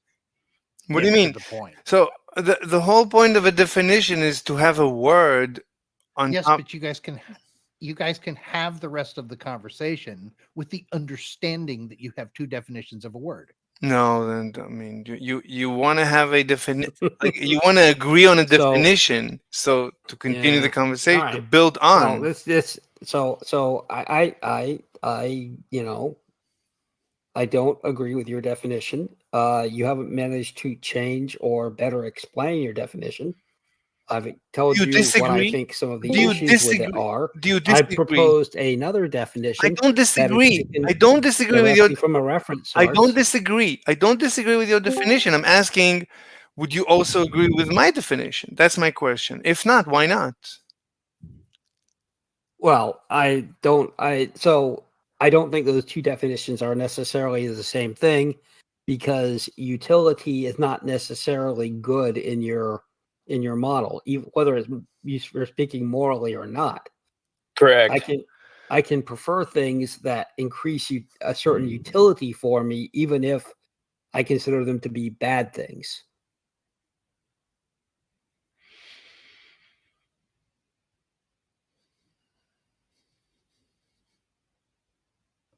I lost you. What do you? So do you agree or disagree with the definition? A rational actor prefers goods over bads. Agree or Don't disagree? do it. Yes, No, yes, he not does. again. Okay. What? Don't do it. Why? I do, and I explained why. Oh my Wait. God, I can't believe he said it again. Explain. Okay. So you disagree. Why? What exactly do you disagree with? I disagree that somebody will prefer something that they will always, a rational actor will always prefer something they deem good over something they deem bad. This is the fourth It's time just- he said it's that. just- Fourth time. Okay, but Oh, why? it's more than four. So, I think I counted yeah, like we're 9 way or off. 10. So I'm going to give you an example, and then we will drop it. All right, I'm going to explain for the audience what I was thinking. Most people are familiar with the marshmallow test, wherein generally a kid is presented with a marshmallow and told if they don't eat it in 10 minutes, they will get a second marshmallow.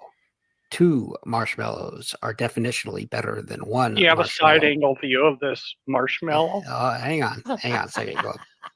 What's the aperture? So the All right, I don't want to waste my time with this guy. All right, whatever. Okay.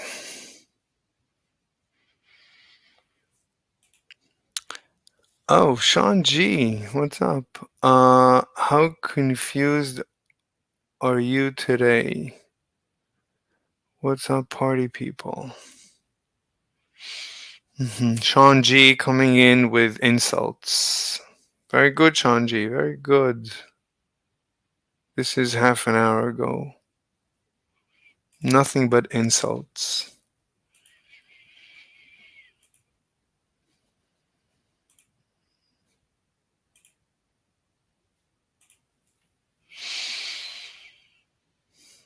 So what he was going to discuss is the marshmallow, which is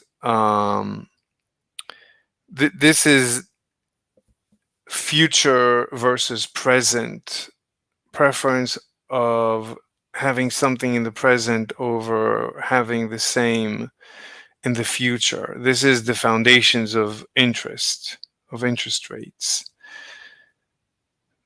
this is called time preference, maybe. So time preference, that's like a more advanced topic that we can get into. But right now, to obfuscate the discussion with advanced topics, I deem that as bad faith.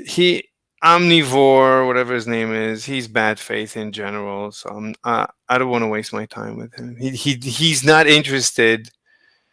He is interested in winning a debate. So I don't care. I can't really have a conversation with someone in public. A conversation should always be in private, without an audience, without everybody mocking and laughing and heckling. And things start disappearing in the universe. Yeah. This guy, Godier, I don't like him too much. He's very conspiratorial.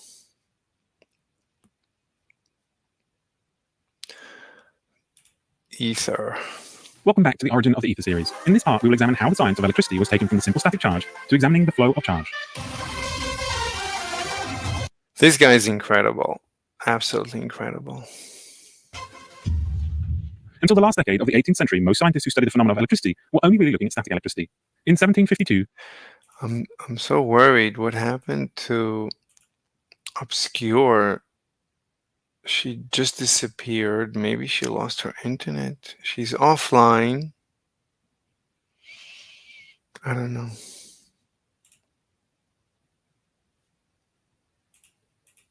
Johann Schulze had mentioned that a sandwich of silver and lead, when joined together and placed on the tongue, gives a taste of vitriol of iron. Yet neither of the metals alone gives any trace of this taste. He postulated that the combination of the two sets up a vibration in their particles, which by affecting the nerves of the tongue produces the taste in question. At the time, his observations had no direct connection with electricity. In 1780, Luigi Galvani was studying the susceptibility of nerves to irritation. During a dissection of a frog, a piece of electrical equipment nearby happened to accidentally touch a nerve in the frog, causing the muscle to convulse. Further experiments revealed that the convulsions were caused by the transport of a peculiar fluid from the nerves to the muscles. Galvani considered this fluid to be the same as the ordinary electric fluid and regarded this process to be similar to the discharge from a Leyden jar. Galvani's ideas would cause much outrage, and quickly 3 different camps formed. One who believed in Galvani's ideas, those that felt the 2 fluids were of a different type, and lastly a group who refused to attribute the effects to a supposed fluid in the nervous system. Alessandro Volta was firmly in the latter camp. In 1792, he put forward the view that the stimulus... Okay, let's get back to writing this paper. Wait, why is this over here? This should be bold and in the center. Oh, this too should be in the center.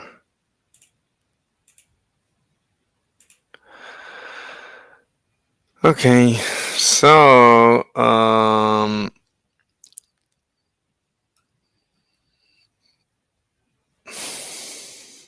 let's do 200%. Is this what happens when I go to 200%? No. Okay.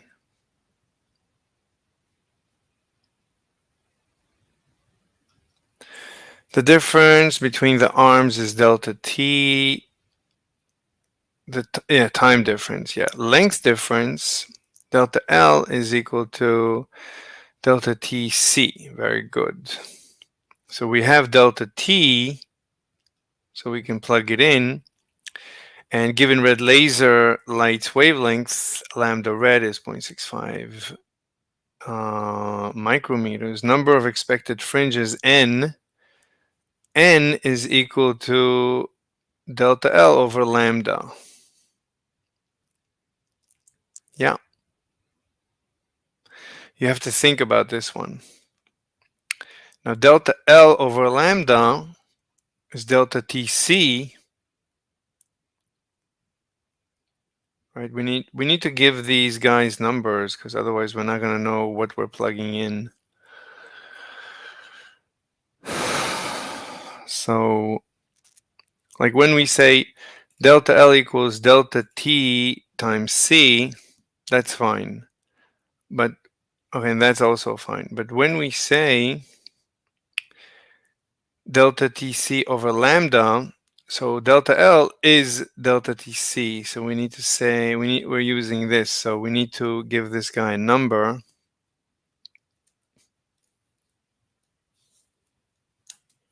So usually we give a number like this, or maybe it should be inside.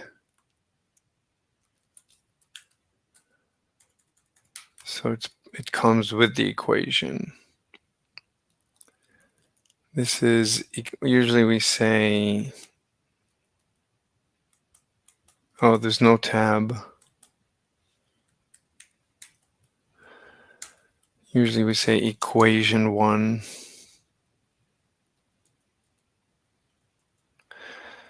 So we need to say plugging in the value of delta L. So plugging in the value of, or equation 1, plugging in equation 1.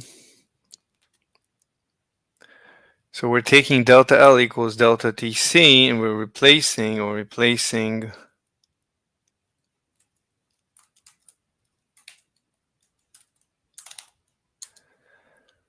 replacing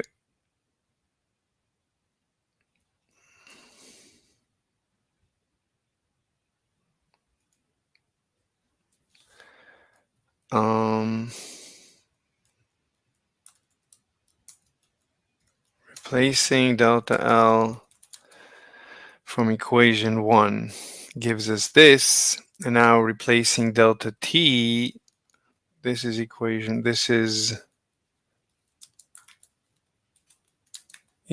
2. Later we can replace the numbers maybe.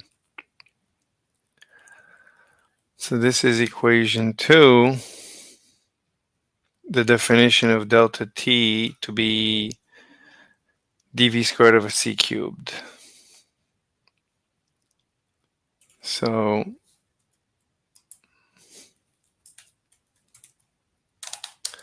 replacing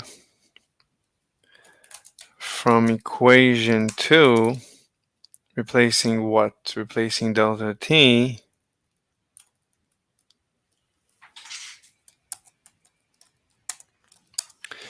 Replacing delta T from equation 2, we get this. Then we cancel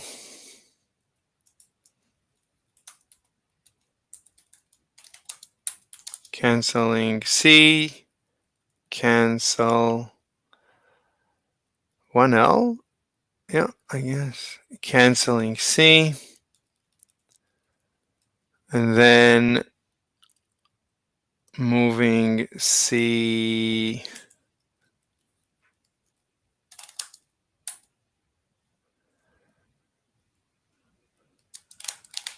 to the denominator. So n is equal to dv squared over lambda c squared. The Michelson-Morley interferometer arm length, d is equal to 11. Remembering that v is equal to 350.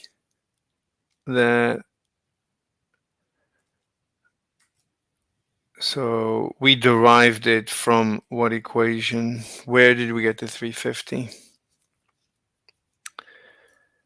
So here is the 350. So this is, for now, it's going to be equation 3.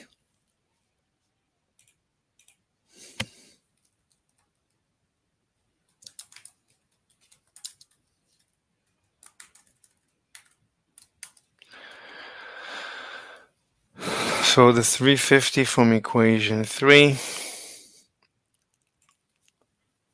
Remembering equation 3.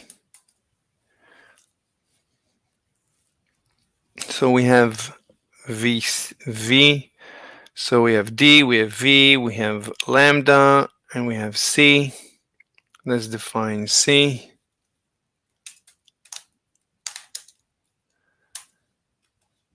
C is 3 times 10. So we need an equation. So let's add equations. New equation. C is equal to 3 times 10. Oops. Times 10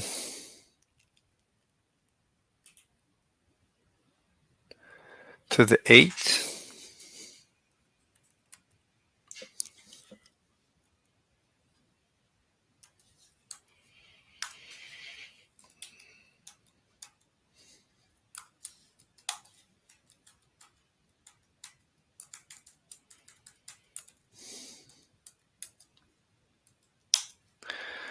Defining C as that, now we can plug in all the numbers. So this is equation 4.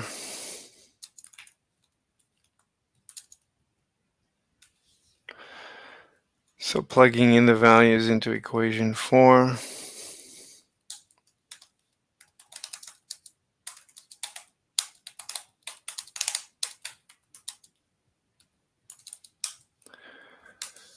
So equation 4 is that n is equal to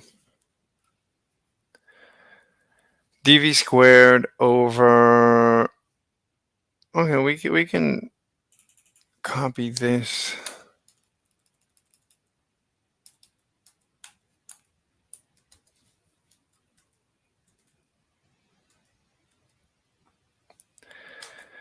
So d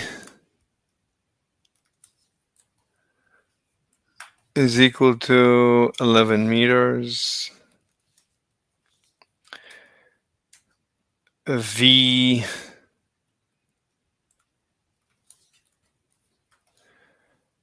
is equal to 350 meters per second.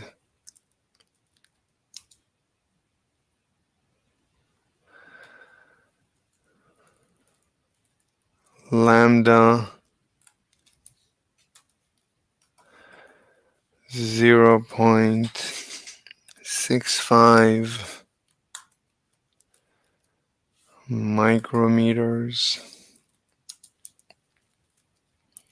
and C equals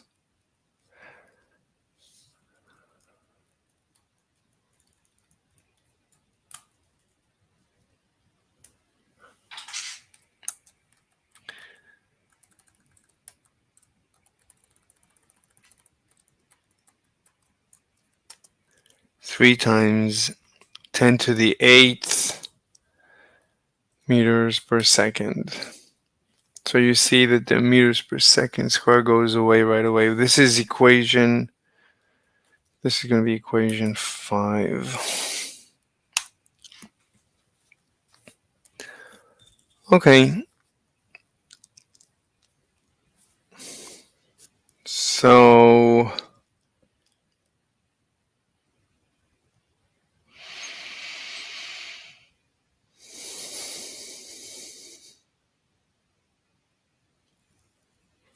I would say new equation. Oh, we can just copy this equation to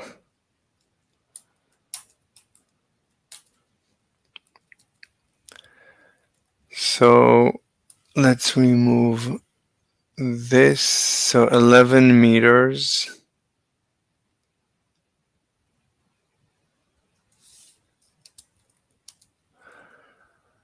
times, oops, what just happened?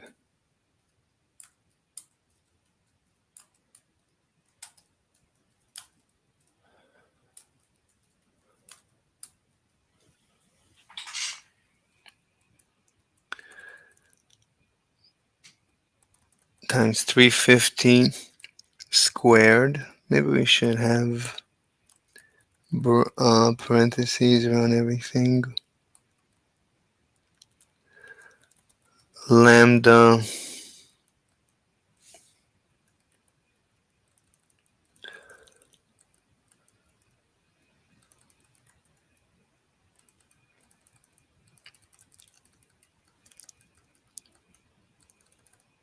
okay, this is 6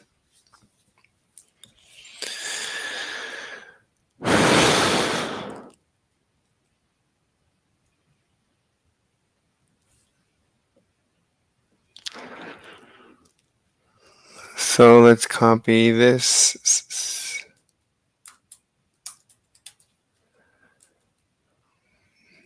Oops.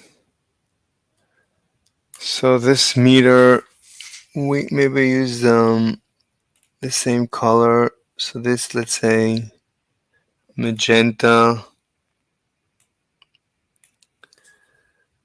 You can't? It doesn't affect the colors? That's weird. So you can't change the color of the text? That's wonderful.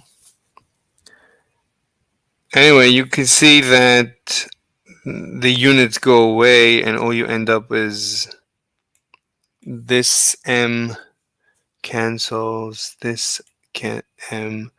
This is meters per second squared. This is meters per second squared.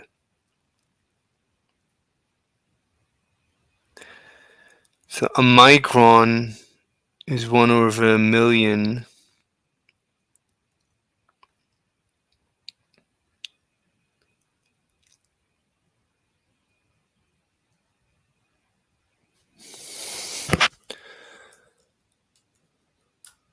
We can just remove this.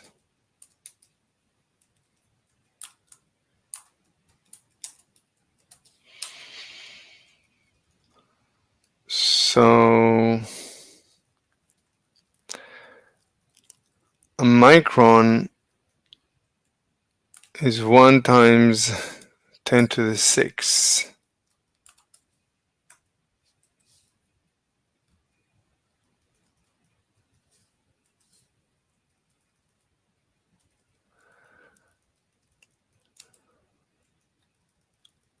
So we're going to have here,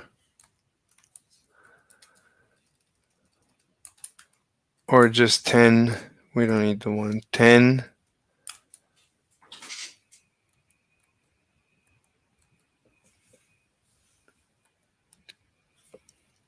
to the 6. Okay. Also, you can have, 3 squared is 9. You can pull out this and say 9. And 10 to the 8th to the 2 is just 10 to the 16. So, oops.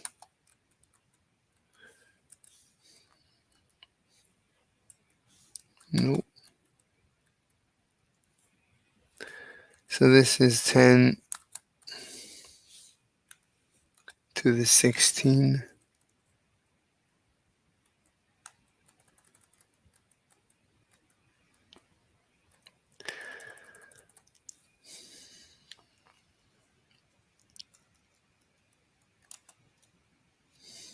Okay.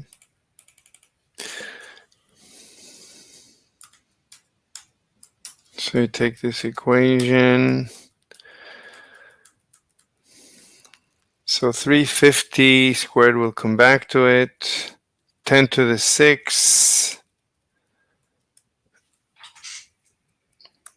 And 10 to the 16. So the 6 goes away. That's just 10 to the 10.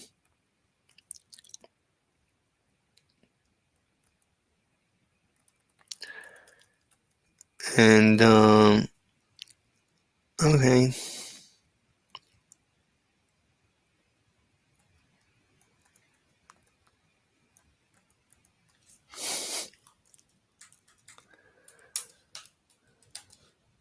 All right, so we need a calculator. But what should, I mean, 350 squared is basically 300 squared. 3 times 3 is 9. Anyway, I'm gonna use a calculator. So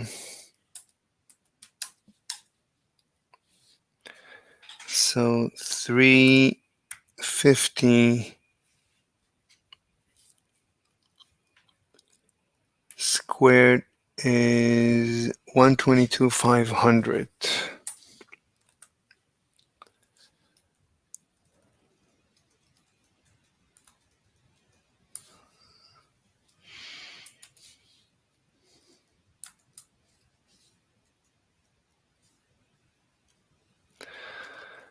Okay, 122,500. 10 to the 10.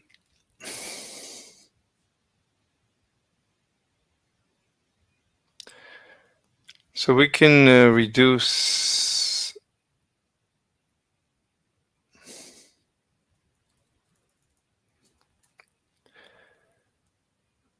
It doesn't matter.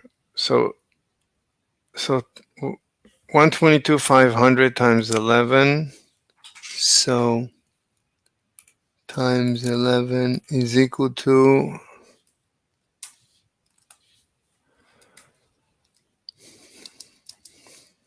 is this.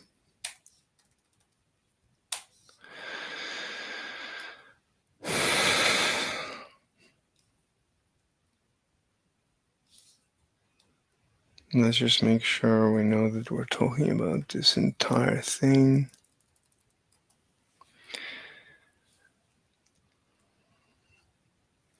And this thing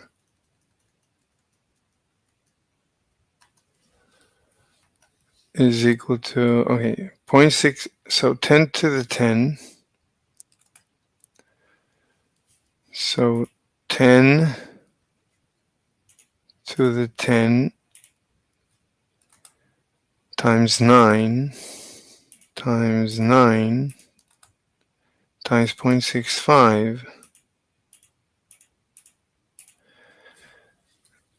58 billion, I think.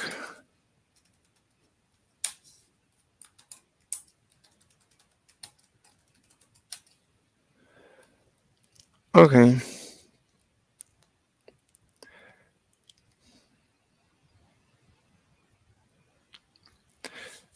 So this number divided by this number,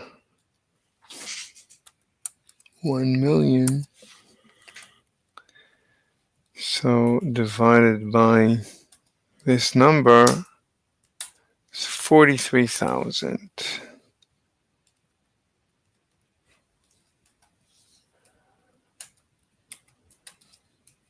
We don't need all that.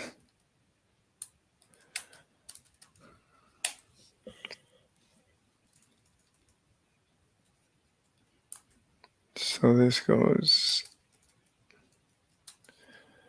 inside. So N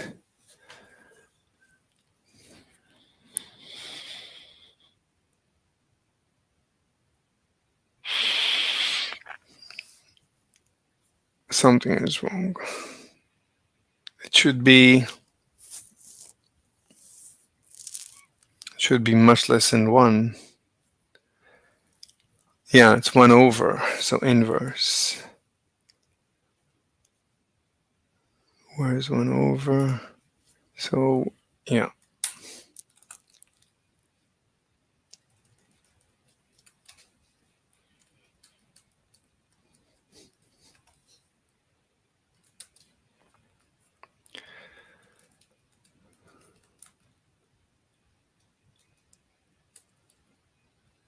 That's basically 2.3 e to the minus 5, whatever. So it's 2.3. How many zeros do we need? So this is 1, 2, 3, 4, 5. Fringes.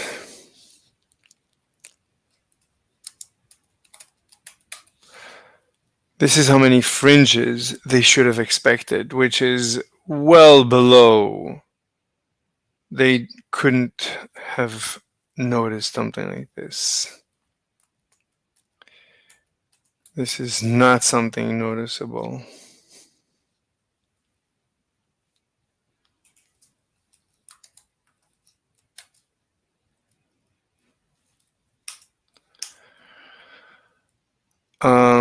So this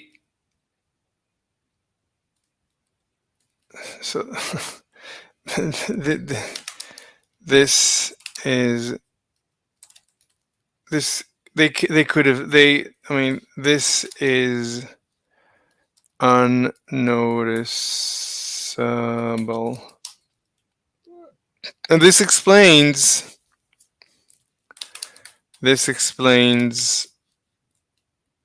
the Michelson and Morley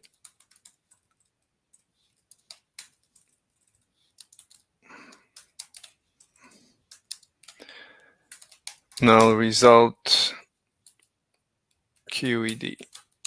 Very nice. Okay, let's see diagrams.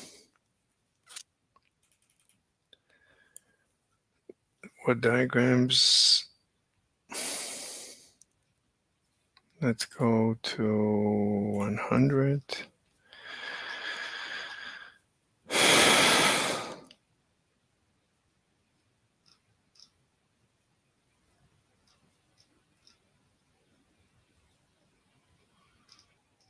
Okay, let's see, sharing, copy. Let's see if they're interested in hearing this.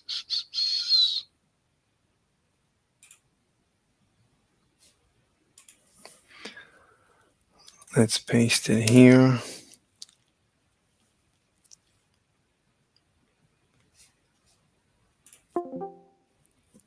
The cow shit. Hey, I finally a lot of cow shit in my time. Hey, I finally wrote the paper why Michelson and Morley failed. Like, why we Mr. Slave, that was very rude of you to bail out right when what's his name was explaining the marshmallow.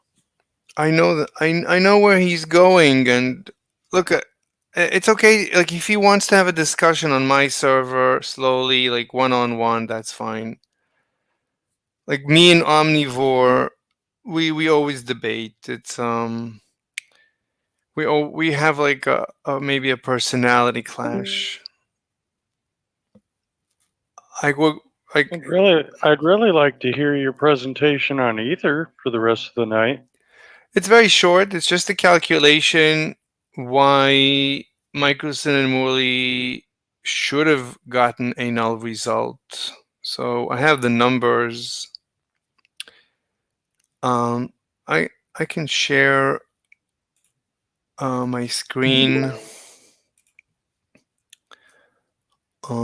We could discuss it. It's really very straightforward. Can you see my? Can everybody see my screen? No, I'm assuming no. Yes, I don't know. Yeah. So it's really very straightforward. I'll start from the end. So if you assume, like they assumed that the ether is like a wind, and I'm assuming the ether is gravity. I'm assuming basically the ether is general relativity. The ether flows into the earth. So if the ether flows into the earth, all that you have, like at the equator, it falls like down mostly at 11 kilometers a second, but there is a little horizontal component that we can calculate. At the North Pole, it's 0, and in Cleveland, we can show that it's 350 meters per second, whereas they were looking for 30 kilometers a second. So they were off by a factor of 100. And since the velocity is squared, then they were off by a factor of 10,000. So so the conclusion is that they should have expected 2.3 times 10 to the negative fifth fringes, meaning not even a single wave shift. Basically, it's well below their equipment, so they should have not noticed anything, which is what happened. So the ether might still be there, and anyway, the ether might still be there, and their null result shouldn't detract from the ether theory. Questions? Mr. Slave, can you back any of your paper up with experiment? This is the Michelson and Morley experiment. I mean, I'm using their numbers. This is their experiment. I'm reviewing their experiment. So like if we wanted to do their experiment properly, then it needs to be, well, that's one of my next papers. That's not this paper. So I will propose a paper. Basically, they were using 11-meter radius arm or diameter arm. I don't know which, but about 11 meters. My calculations are that we need something much, much bigger. I don't remember. I think it's maybe 10 kilometers long in order to notice a single fringe, a single wave shift. But this is not that paper. That's coming up. This paper is, I'm just assuming here that the ether is raining. The ether is gravity. The ether is not some solar wind. They were basically assuming that the ether is some galactic wind, that it's basically stationary, and it's stationary throughout most of the universe, but close to Earth, it is the gravity, according to my model. Well, I do have to say, Mr. Slave, that of all the different alternative theories for how gravity works or why we get pulled down, your ether that is constantly being like absorbed into planets and stuff, and that creates a downward bias. That's actually one of the probably the best alternative theory I've heard so far for gravity, other than how gravity actually works. So I applaud that for you. That's actually a pretty good idea. Thank you, but I'm not. My ether is not an alternative to any other theory. There is no other theory.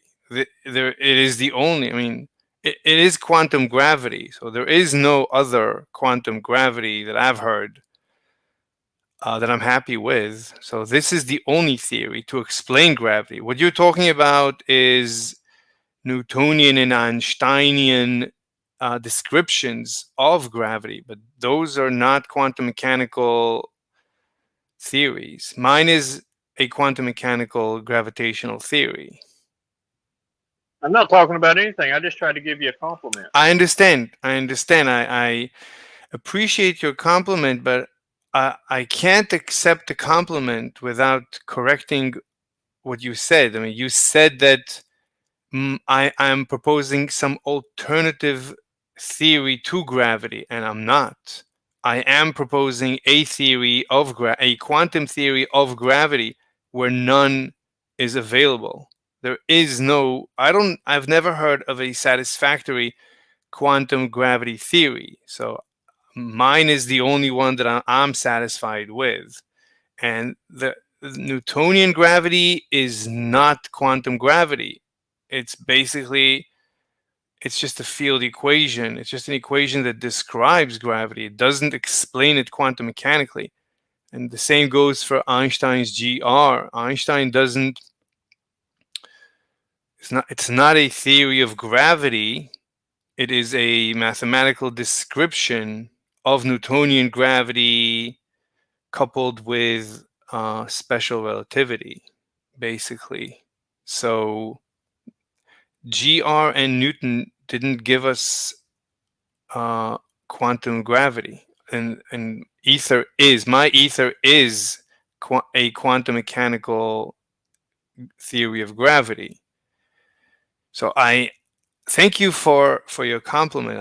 I'm just correcting. I don't want to. For the record, I just don't want it to go down incorrectly. I'm not proposing some alternative, because there is no alternative. You're welcome to present the alternative. I've never heard of an alternative quantum mechanical theory of gravity. This is the only quantum mechanical theory of gravity that I've ever heard, that I can understand, that I'm satisfied with. It's a simple mechanical, in that it's quantum mechanical, does the job. And my Aether theory predicts cosmic inflation. I've never heard anyone that predicts cosmic inflation. Well, to start with, your theory, you don't have a theory, you have a hypothesis. And I have yet to see you do a single experiment to show anybody that it predicts anything. And I know that you don't know what I'm talking about when I was talking about gravity. I don't give a shit about quantum gravity. I just said that your alternative theory to how gravity works, with the whole ether being sucked into the middle of the planet, pulling everything down with it, is one of the more intriguing alternative hypotheses that I've heard. But I don't care about quantum gravity. Wait, alternative? I ain't even talking about that. Alternative to what? What's the alternative? What I alternative? know, Mr. Slave. I understand you don't have a background or training in none of this stuff, so I understand that you've never heard of it. I don't have training in it either, so I couldn't tell you how it works either. But I can tell you that science, actual science, has its own theories and hypotheses that yours is different from. That's a nice assertion, but please answer the question. What alternative to what? What is the alternative? I just told you. No, you didn't. You said there is. That's an assertion. Please tell me what that is. What is the alternative theory to gravity, to explain gravity besides mine? Give me any explanation. The one that real scientists use to make real predictions and do actual science, the science that you read about in science textbooks. That is the actual theories and hypotheses. Yours is just stuff you're making up and claiming to write papers on without any experiments to back any of it up. Yours is just claims. That's it. Just claims. No. What without is... experiments, you have nothing but claims. Look, I have to ask again. You're referencing something in some textbooks, so please present it. Please don't reference. Please don't appeal to textbooks. What is that theory? Mr. Slave, I drawed the picture for you. You can color it in your own self. I don't know what that means. So, I don't know what to tell you. So, but whenever you're ready to answer my question, I'll gladly entertain your answer. Hi, Bob. Anyway, thank you, everyone. Hello, how are you? I'm doing okay. I'm just being quiet. I don't know if they have a one-on-one here or what. I don't know either. Anyway, I just... go ahead. No, go ahead. I didn't really have anything. I just finished presenting my latest paper because everybody keeps mentioning that the ether was disproved by Michelson and Morley when they didn't find it. So I finally... It was. Where did you publish that paper? I just did. What journal is it in? I just presented it. No, where was it published? It's on my Google Drive. Did you submit it to a journal? I don't see how that's relevant. You're welcome to ask me. You're welcome to ask me questions about my paper. Anyway, so I've got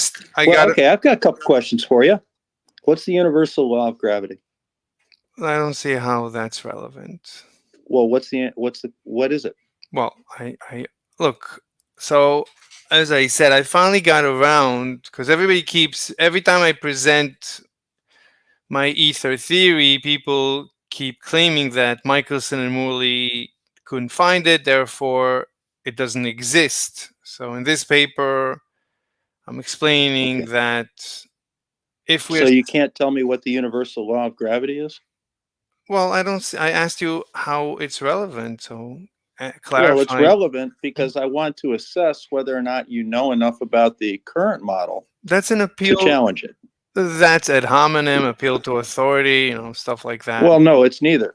Well, It's actually neither. Yeah, I don't. So have you demonstrated expertise in the field? Do you understand the current model? And one way of assessing that is to have you name off the top of your head what the universal law of gravity is. Alternatively, you can name all three laws of Newtonian motion in order correctly. Yeah. Can you do it? Can you do that? Yeah, I don't see how that's relevant. So again, Can you do it? Look, I explained to you. I'm sorry, I don't see how it's relevant. It's relevant because it goes to your competence in the field. Yep. Well, I'm presenting a paper. You're welcome to ask me questions, show me a miscalculation, show me a I'll misunderstanding. look at it when you publish it. Why would you wait? Why not look at it now? Because I'd like to get it peer reviewed first. Why don't you? Meets mustard and is worth my time. Anyway, It'll never happen, Bob.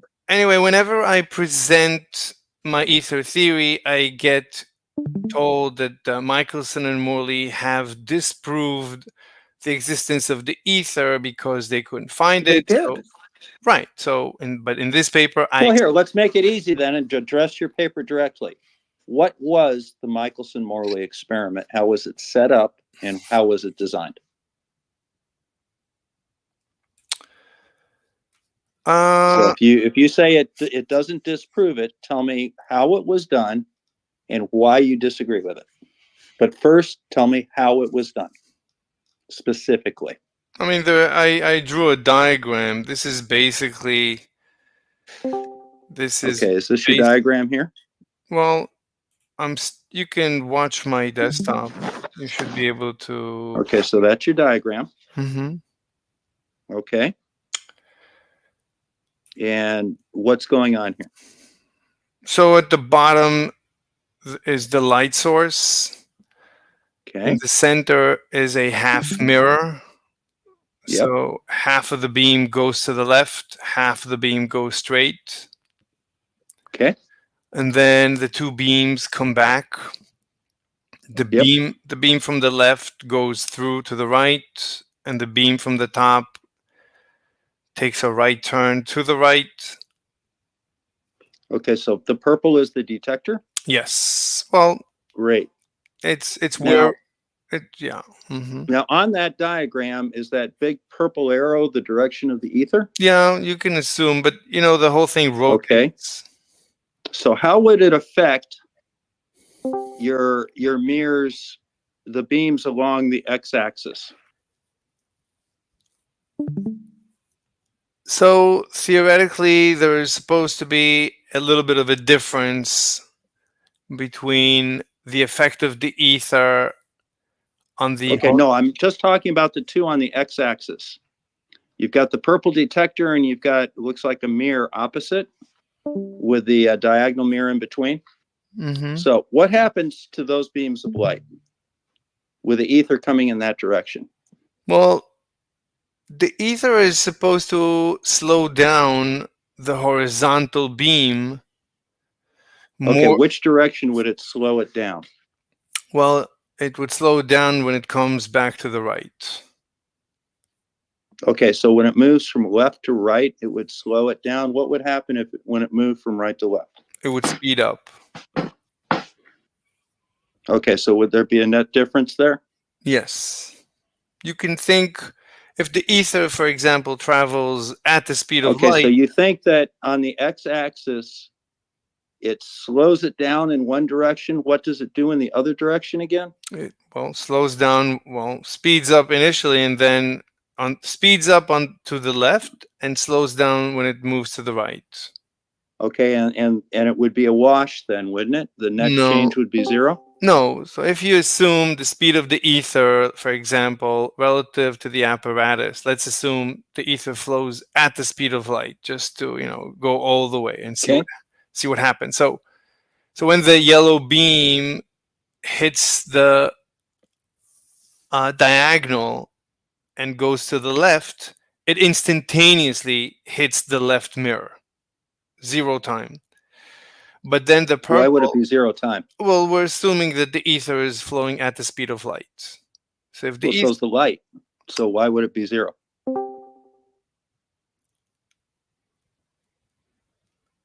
I mean, is there not a time delay between the diagonal mirror and the mirror on the left?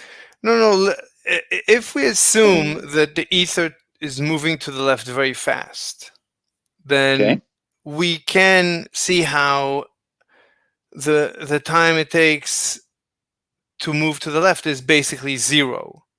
But the time to come back... Basically 0.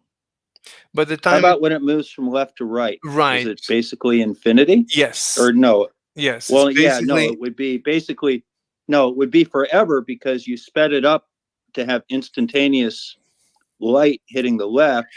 Anyway, but then it had to bounce back against the flow of ether, which apparently is quite large. Yeah. So it would be delayed coming back, wouldn't it? Yeah.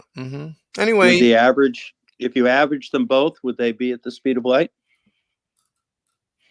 Look, anyway, I'm starting from the equation. No, I really want to know about Michelson-Morley. No, let's go back and finish that. No, this is not that paper. So that's somebody else's paper. This paper. Yeah, but you said it didn't disprove it. So I want to see. In this paper, why you feel it didn't disprove it. In this paper, I'm assuming delta t is dv squared over c cubed. So you can... Okay, because you've already gotten Michelson-Morley wrong. I don't think you really understand the experiment. Which was the detection? Which was the beam that went out of phase? The one on the x-axis or the one on the y-axis? What do you mean? Which one was responsible for the light going out of phase? The x-axis or the y-axis? I mean, the two purple beams, Where's the x-axis on that? What do you mean? It's the left and right, isn't it? And the y-axis is the up and down? Usually. Which beam was responsible for it going out of phase? Given your direction. The phase difference is at the purple on the right, at what you call the detector. Okay, so you don't even know what the Michelson-Morley experiment was looking for, so you're basically a waste of my time. Thank you. Anyway, so assuming... It is entertaining, Bob. So I'm just assuming delta t, the time difference between the two beams arriving at the detector, is dv squared over c cubed. That was my assumption, as far as I understand. Therefore, the difference in length of the two beams converging is delta t times c, the speed of light. Assuming red light. Delta t times the speed of light? Yeah. Holy fuck. Speed. That's a huge number. What do you mean it's a huge number? That's a big number. C. The speed of light times but the delta time. It's a very large number. Right, but the difference in time between the two beams is tiny. So it ends up being too small to be detected. Delta t times c, I show, ends up being too small for the original Michelson and Morley apparatus to be able to detect. That's why they got a null result. So if so, in Yeah, but you don't understand the Michelson-Morley experiment, like even at all. Have you ever read it? do you have any questions on my paper, on my presentation? Have you read? Okay, no, I'm not answering personal questions. So if you have It's not a questions, personal question. It's relevant to your paper. only if you have questions on my presentation. Do you see any? All right. I wanted to hear the question that Bob asked a while ago about how far out of phase two light beams were. What? What's the question? Or he said delta t times the speed of light, which would be a fucking huge number. Well, delta t. I mean, anyway, delta t time would be some number, right? And then the speed of light is 300,000 meters per second. 300 million. Right? Yeah. That's Oh, I'm sorry. Yes, you're right. 300 million meters per second. So that's going to be a huge number. Well, depends on delta t. So I go through the calculations and I show. It depends on delta t. You're multiplying, dude. I didn't do the calculation yet. What do you mean? I'm What the only. fuck? Do you not understand multiplication? If you have 300 million and you're going to multiply it by some number, unless that's a decimal or a fraction, it's going to be larger, right? But it's going to be a very, very small number, sure. No. Yeah. When you multiply numbers, they get bigger. Well, delta t is really tiny. I'm going to go through. Okay. So what is it? It's a decimal. Yeah, it's a tiny decimal. It's a really tiny number. Yeah. I mean, I didn't do delta t separately, but I'm at the end of the day. What range is it? What kind of small? How small? Look, at the end of the day, I'm deriving an equation. So the equation I'm deriving. So here is delta L, and I'm using delta L to derive. Delta L over lambda is the number of fringes, or the number of times that we expect the wavelength to interfere with itself. Like how many wavelengths as we rotate about 90 degrees, how many wave shifts do we expect, or how many fringes, I think people call it. Fringe shifts. No, either wave shift. That's the word they used in the paper that you didn't read. Anyway, so the number. I would say delta R times the speed of light times the frequency is what I would say to answer. I don't know. I mean, you need to show me how you derive that. Anyway, I'm going through the derivation. So the number of wave shifts is the difference. Let me switch to 200%. So the number of wave shifts is the actual difference between the two beams, the difference in the length of the two beams divided by the wavelength of the color. Like how many complete wavelengths? Right? I'm asking here, how many complete? Why? So as I'm rotating. Why do you have color? Why do you have color? How is that relevant? Well, to know the wavelength. Wavelength is color. Well, generally they use a single color light source, typically a laser. Mm-hmm. I'm assuming I'm assuming a red laser, so it's about 0.65 micrometer. Yeah. That's for the fringe shift, right? For the what? A flat earther with math? That's against the rules. This is Anyway, I don't know how to describe it.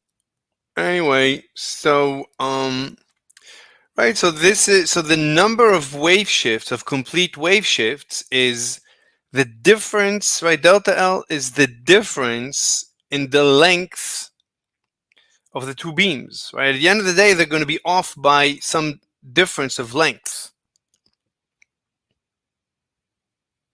Why would you make the arms different lengths? I'm not making, I mean, because of the ether. Assuming the ether flow is going to give us some difference between the two beams. And that is the diff, right? There is a time difference. There's some ether causes length. Ether causes length to get longer or shorter. No. I'm assuming that the ether causes a difference in time between the horizontal beam and the vertical beam. This is the equation that I'm using. Yeah, but you were talking about length just a second ago. Right. I'm starting. The length is the same. Why wouldn't you in the experimental setup, why wouldn't you set it up so that the arms are of equal length? We don't care about actually the length of the arms if they're equal or not. That's actually irrelevant. Why not? Because we only care about the delta L. We don't care about L. So we care about, as we rotate the apparatus, we expect the interference to take place. And the interference is caused by a change in the length of the beams.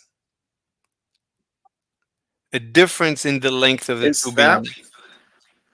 So the mechanism for it is that the ether causes the arms of the apparatus to be longer or shorter? No, it's well, not. Well, you just said that they would be the beams different. The beams, not the arms. Yeah, the that's arms, what I said. The arms. No, that's what I said. The arms of the apparatus. No. Right where the mirror is placed. The beams, the arms don't change. We're assuming for this analysis, we're assuming that the apparatus is not changing its shape.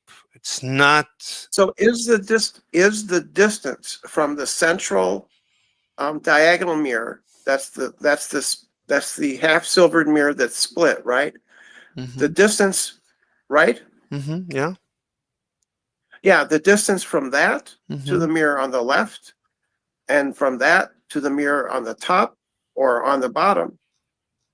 That's all the same distance, physical distance in where the mirrors are placed. Not necessarily. Right? Not necessarily. It doesn't have to. Well, that's what I was asking you before. So not necessarily the beams. We're the arms. We don't care if the arms are the same or not. Why? It just so happens that the arms could be completely different lengths. We don't care. When we rotate the apparatus, we're going to get an interference pattern as we rotate, regardless. Yeah, but yes, but the length of the arms are irrelevant. They're different. You're going to rotate them. It doesn't matter. No, it doesn't matter. One could be 1 meter and the other one could be 1 light year. It has no impact on the on the experiment. The experiment is about the interference as we rotate. That's what this experiment is about. I'm not sure I understand. The length of the arms is irrelevant. In general, in an interferometer, we don't care about the length of each arm. We care about when we rotate. As we rotate, we get a destructive and constructive interference pattern of the two beams. The two beams, it's not like I show, the two beams must converge. We let the beams hit the same spot on the display, and they interfere with each other as they are being displayed.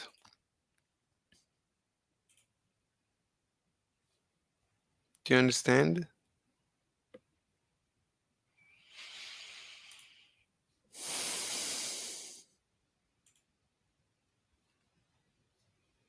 Yeah, you're just wrong. It matters how long the arms are in interferometry. No. It's really important. No. You have no idea what you're talking about. No. It does. It does. Look.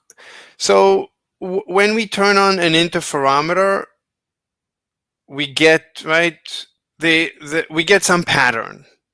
We get, let's say, some interference pattern.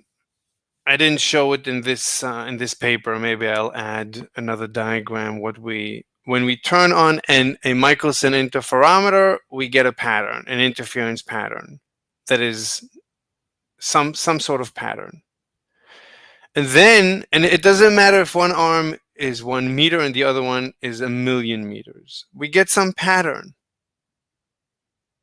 And then as we start rotating, or as we, in a normal Michelson interferometer, we can then start changing the length of one of the arms. And as we change the length of one of the arms, we will get some, the interference pattern will change. As we change the length of one of the arms, the interference pattern on display will change. And if we shorten one of the arms by the complete wavelength of the light, for example, 0.65 micrometers, then we will go through an entire wave shift, a complete wave shift. I can show you, if you want, a nice video where they explain how a Michelson interferometer works, and because this paper is not about that. But I mean, you can ask me questions, but at the end of the day, I'll just give you a link to a Michelson interferometer.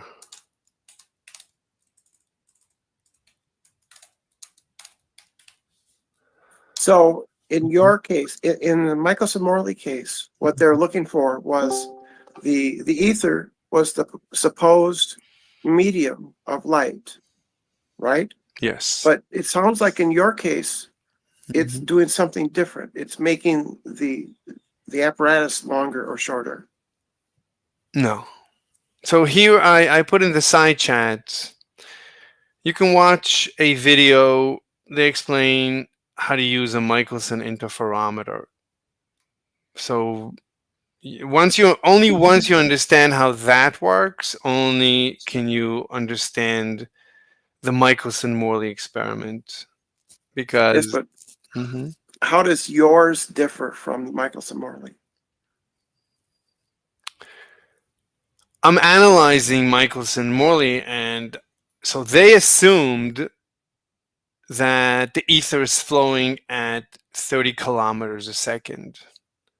And I'm assuming, and I do the calculations. By my calculations, it's at 350 meters per second. It flows 100 times slower than they expected. But in the equation, the velocity is squared. So it's 10,000 times. They're off by 10,000. So how did you come up with that number? Oh, so let's go. So let's go through the diagrams maybe. So I'm assuming, so they assumed that the Earth is moving through an ocean of ether, and I don't assume that. So my ether is gravity. So gravity is flowing into the Earth. Ether isn't gravity. Well, I'm assuming ether is gravity. I'm assuming my gravitational ether. But is it a medium for light? Yes, my gravitational ether. So gravity is a medium for light. No. What are you talking about then? My ether is gravitational ether, but it's also the luminiferous ether, and it's also. What does that mean? It's the same. Does gravity exist? Does gravity exist? Yes, gravity exists. And your gravitational ether, is that a different force? No. It's not. It is gravity? Yes. It is the So cause. gravity is the medium. So gravity is a medium for light, then, right? No. But what do you mean? Gravity. So when ether flows, we call that gravity. That is what we appreciate as gravity. So the apple. But how does it? Mm-hmm. How does it serve as the medium for light? Because that's what the Michelson-Morley is all about. Yes. Almost. Right. Right. So gravity is a medium for light. No. But you just said it is. No, I never said that. Yes, you did. You said it's gravity. No. You said your gravitational ether is gravity. That's what you said. No, you said. You said no. You said it. No, I didn't. No, you said, and I said yes, and then I kept trying to correct, and you wouldn't let me talk. So you're exasperating. You're missing it. Gladly. Yeah, tell me how gravitational ether isn't like gravity. Gravitational. So look, the ether, when the ether flows into the earth, it drags the apple towards the earth. So it causes that phenomenon that we appreciate as gravity. The flow of the ether is what we consider as gravity. Not the ether. The ether is not gravity. The flow of the ether through the apple towards the earth drags the apple towards the earth, and we consider that to be gravity. It's an illusion. It's flowing through us right now. What does that have to do with light? I was asking about light, though. Yes. So my gravitational ether is also the luminiferous ether. It's both. So my ether explains gravity and is also the medium through which all quantum particles wave, including photons, therefore, light, therefore. All quantum particles. All quantum particles? Yes. My ether is also quantum ether. Yes. It's everything. Yes. My theory explains. Right. So gravity is the medium for light. No, never said that. You just said it is. No. You just told me gravity is a medium and it's the luminiferous ether, right? The gravitational ether is also, it's also the luminiferous ether, and it's also the quantum ether, or in one word, the ether. So my ether, it explains gravity and explains special relativity and general relativity and dark energy. It explains all of physics. So how could this gravitational ether of yours be the luminiferous ether and gravity? Because the luminiferous ether doesn't interact with any matter. It only interacts with light. The luminiferous, so the ether is everything, and under my theory the ether is everything. So all quantum particles are one second. How does it? Let me. I'll just finish the sentence. All quantum particles are actually waves in the ether. So everything in the universe is waves in my ether model. Go ahead. Yes, but light. The original luminiferous ether was understood to not interact with matter, right? Because otherwise it would affect it, right? It only interacted, it's only served as a medium for light. But light is just another, but light we know today is just another quantum particle called a photon. It's very similar to the electron. It's an excitation of the electromagnetic field, right? Right, but at the end of the day, a photon is just the minimum amount of energy that field can have. Right. So you're not explaining. This is not very explanatory. It's just like saying, God did it. You might as well just say God does everything. God is the medium for light. God is gravity, and God is what makes all quantum particles and waves move. I mean, it's just a catch-all, right? No, my theory actually predicts literally what you said. No, my theory. You literally said it was everything. You literally said it was everything. That's what you said. All quantum particles are waves in the ether. Yeah, you said that your ether is everything. It's gravity. It's all quantum effects. No, it's not. It's the medium for light. It's No. all of those things. That's what you said. Look, if I keep saying no, you just said those things. Keep You steamrolling, just did. if you keep steamrolling me every time Yes, I say no, then you're gonna keep misunderstanding me. If you I don't think it's possible to understand you because you're mentally ill. Extreme. You are mentally ill. Well, wait a minute. You just said everything is ether. all quantum. Those were your exact words. So my ether is. And then you said that was everything, and then you denied it, and then you chastised me. But you're not coherent. You are not making sense. Okay, you gotta let me finish a sentence here and there. So, look, my ether is gravitational ether, and it's also quantum ether. So, as gravitational ether, when it flows into the earth, it drags the apple and gives us gravity. It is not gravity. It gives gravity. It is not gravity. It gives gravity. So I'll back off a little bit here. I'm sorry. I get upset when people just lie to my face like you do. But how do you explain the Cavendish then? So the ether flows into every massive particle, and it That's a good question. Yeah, because That was in a the good question.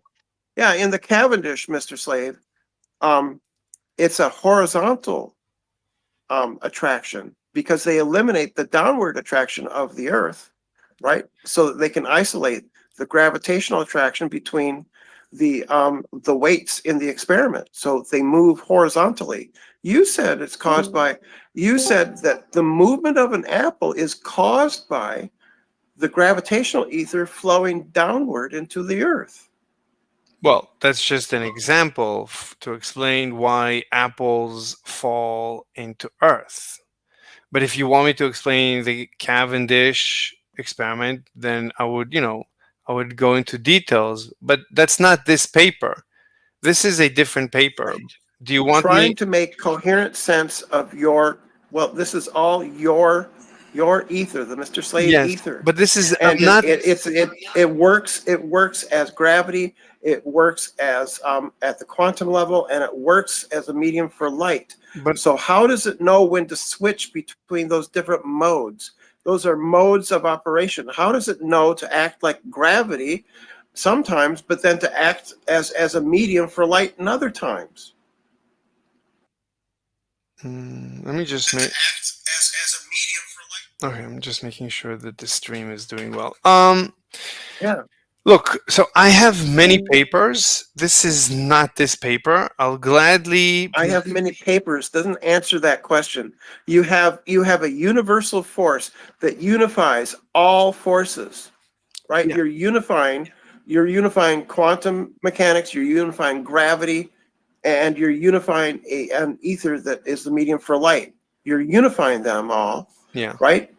So you have to explain how it differentiates between those different modes of operation, where it's acting like gravity in one case, or it's acting as a medium in another. But I'm just saying, okay, I'll gladly present you another paper. Well, Mr. Slave, hold on just a second. For the last 2 hours, hour and a half, I've listened to you go on about quantum gravity, Aether, about the light and the difference in frequency or whatever you said a while ago. Now you're getting asked questions about that direct stuff, and you're saying and coming up with excuses saying it's not that paper. Yet for 2 hours, I've heard you say that you have wrote a paper about this very stuff, and that's what we're going over. So how is your paper all of a sudden not relevant to questions that you've been reading from your paper for the last 2 hours?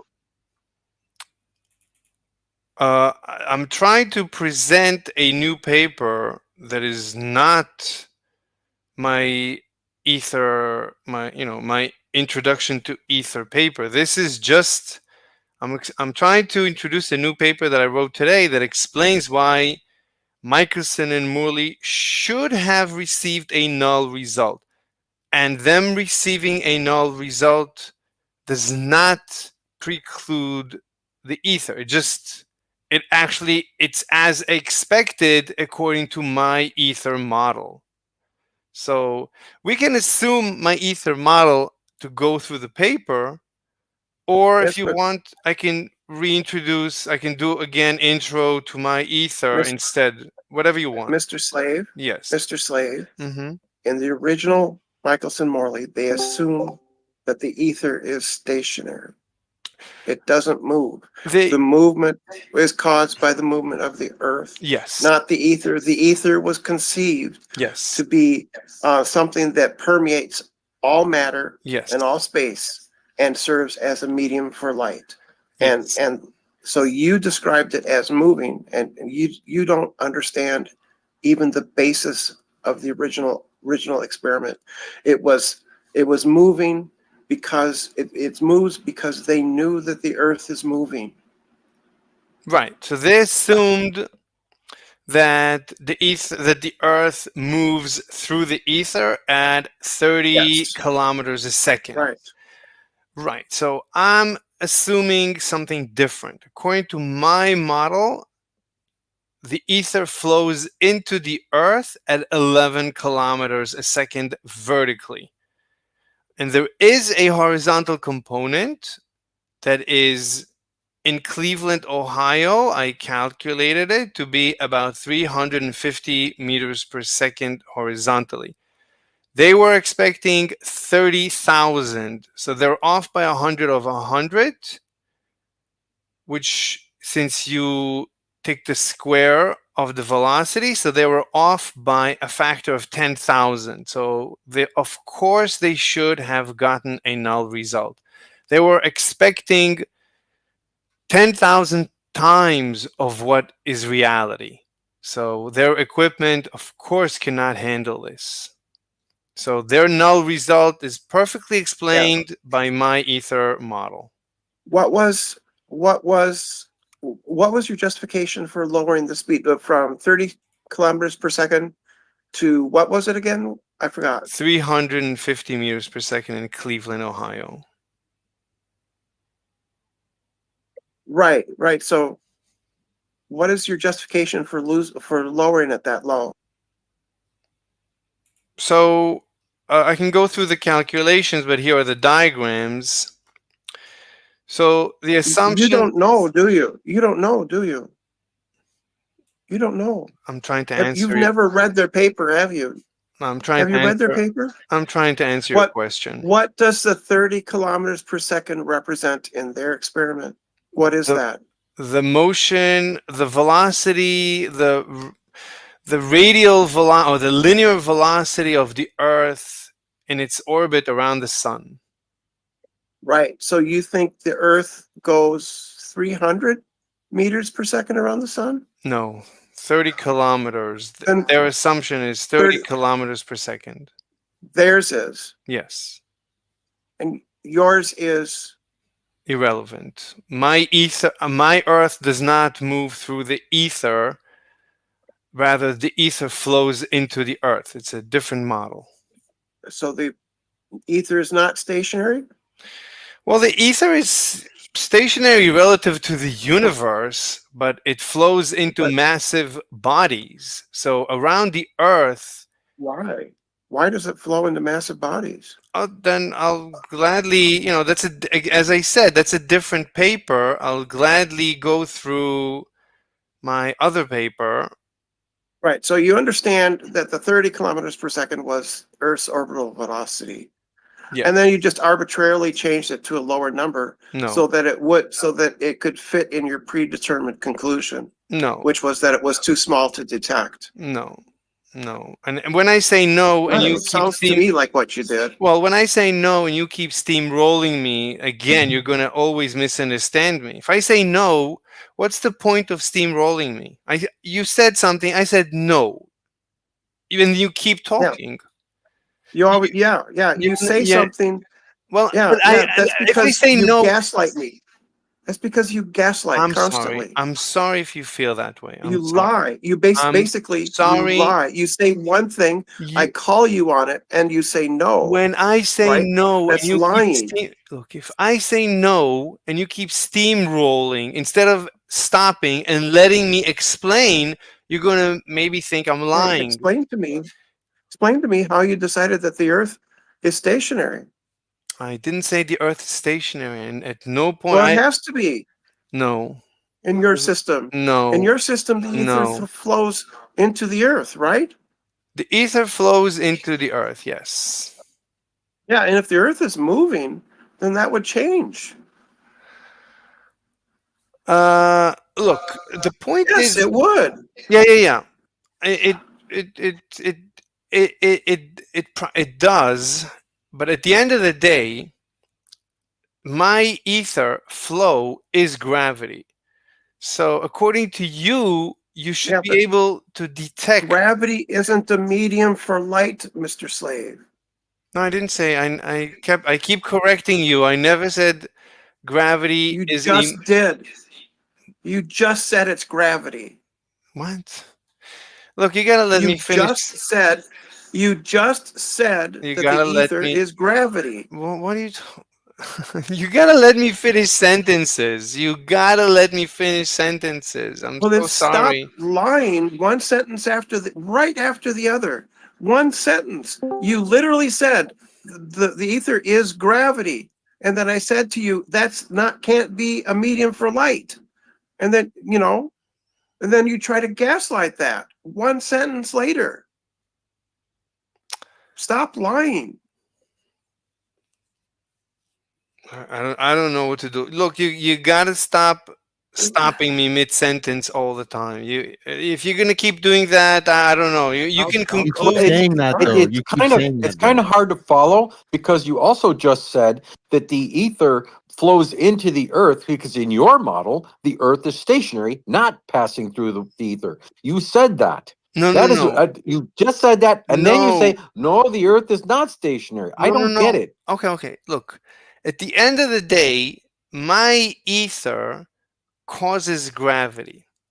So you tell me, can you feel my ether flow is what we consider gravity. Ether causes gravity.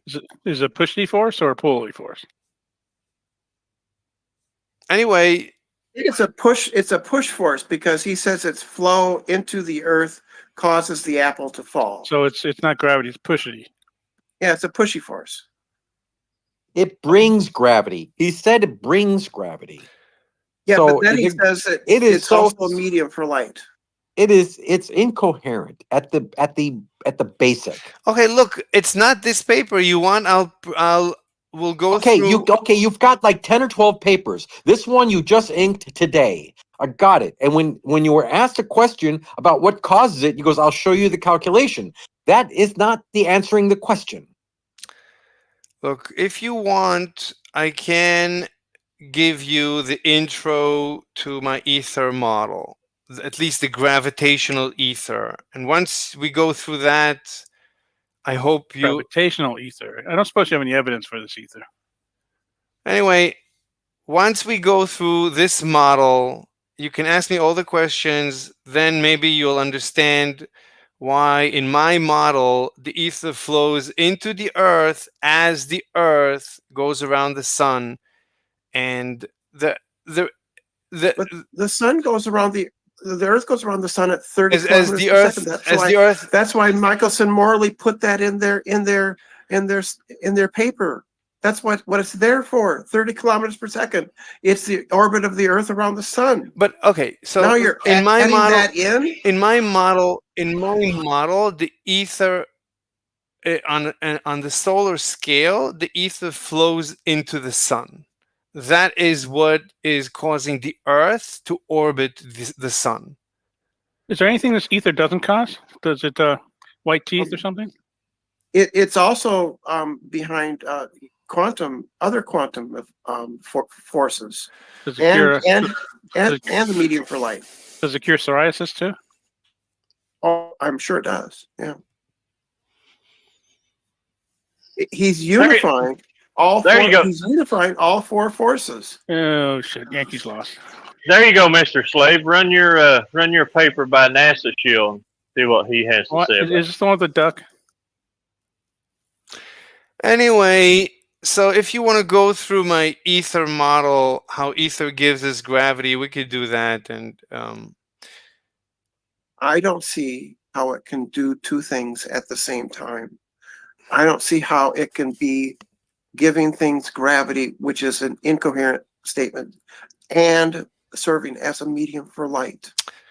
Look, it's a good question. So imagine that, right, the ether flows through the apple into the earth, and it drags the apple towards the earth, right? So it gives us gravity. But imagine light being a wave, and the wave can go through this fluid as it is simultaneously going through the apple. There's no contradiction. Right, let's say I'm pointing a laser beam at the apple. So as the fluid flows through the apple towards the earth, it's dragging the apple down, but the laser beam is waving through this fluid and hits the apple. There's no contradiction. So it's okay. So what you should do then is have an experiment. Since on Earth there's a downward flow of this ether, then there should be a different speed going across the flow and going with the flow. Right. Well, how does gravitational lensing? Gravitational lensing is a separate paper that I don't think I finished, but it's the same idea. But oh my God. Yeah, I mean the Nobel Prizes there'll be a bucket load of them. Look, the ether just gives us general relativity. So what it gives us special relativity. That's not what general relativity is about. The shape of space-time and how it's affected by mass, right? That's an interpretation. So in my interpretation, it's the flow of the ether. It's just it's the same math, the same predictions. It's a different interpretation. No, it's not the same. That's not going to be the same math. Yeah, it is. That's not going to be even close. No, it's identical. Instead of a stress tensor, it's a stress tensor of a Newtonian fluid. It's identical. It's just a different interpretation.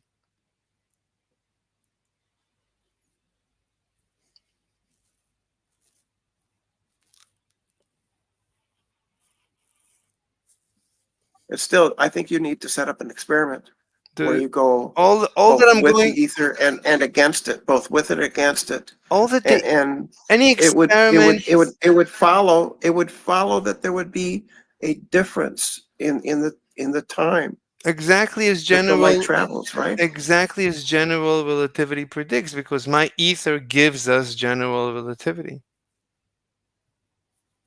It just gives it to us, right? Like a present. Well, it gives us Newtonian gravity and special relativity, hence it gives us general relativity. What? The ether gives us... That doesn't make any sense. Well, I'll repeat. So the ether gives us Newtonian gravity, and it gives us special relativity, hence it gives us general relativity. It gives us Newtonian gravity and general relativity. Special relativity. It gives us special relativity. Which gives us general relativity, you said. Yes. Yes. That doesn't make any sense, dude. Why? If you don't know why, ask questions. I mean, that's yeah. What is the difference between Newtonian gravity and general relativity?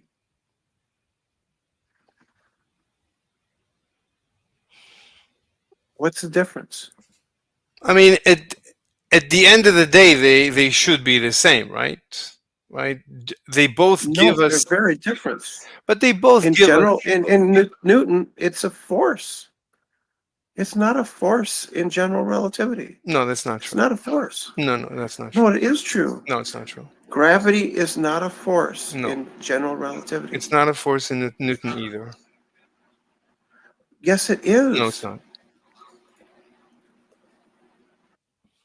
It's literally a force. No, it's not. The force of gravity. No. He gives a law for it. No. Incorrect. Maybe I have a paper. I don't know if I finished that paper. Let me pull it up. So you don't know what you're talking about at all. He does. He's a force to be reckoned with. He's cooking. Every interaction, he's a better Mr. Slave. Get ready. So, the future is the Aether model of Mr. Slave. So in this paper, it literally doesn't make any sense. Anyway, so in this paper, I mean, basically, right? If you say if you have a test particle in a gravitational field, so you could say that the force of gravity causes it to accelerate. So you would say the force of gravity is gmm over r squared is equal to m times a. But then the m's drop out. So a equals gm over r squared. So it's not a force after all. It's just an acceleration. It's not a force. What? There's no acceleration when a just particle is in free fall in general relativity. Yeah, but it's not a force. So according to Newton, it's not a force. Gravity is not a force. It is a force. Not according to Newton. A equals gm over r squared regardless of the test particle mass. Yeah, it's F, not A. No, that's F equals ma, but the m's drop out. So it's A equals gm over r squared for any m. For any little m, A for all m's, including 0, all A, including light. So here Newton already predicts the bending of light. So the acceleration of any particle, regardless of its mass, whether it has mass or doesn't, it's always gm over r squared. So Einstein's bending of light is already... It's F. No. It's F. No, it's F equals G mm over r squared. Right, but that's equal to ma, and it's the same m. So A equals gm over r squared, regardless of the mass of the test particle, including massless test particles, including light. So you see from Newton that light bends. So Einstein didn't say anything new about light bending. Newton already had it.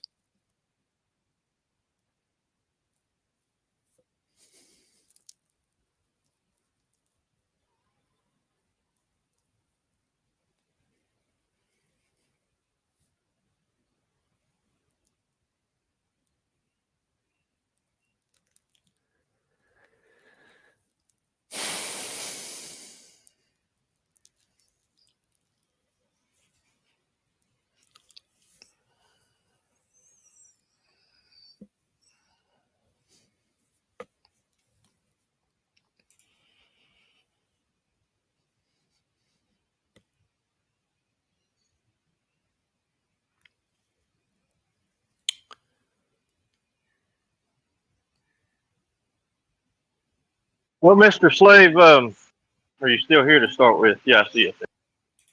I know that you enjoy, or you really want to talk about like all this quantum stuff and everything. But unless you have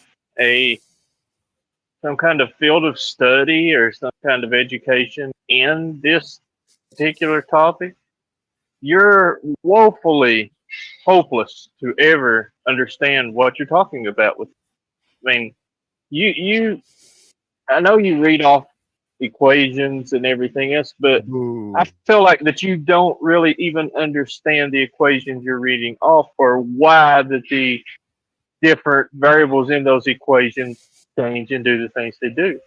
They're not just equations that they write up off the top of their head and say that looks like that'll work.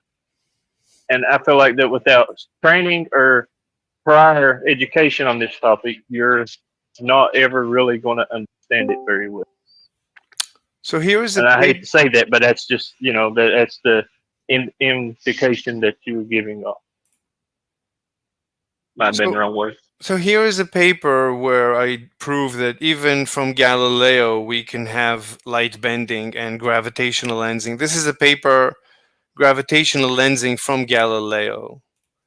So from a simple thought experiment that Galileo did, we can show that light should bend.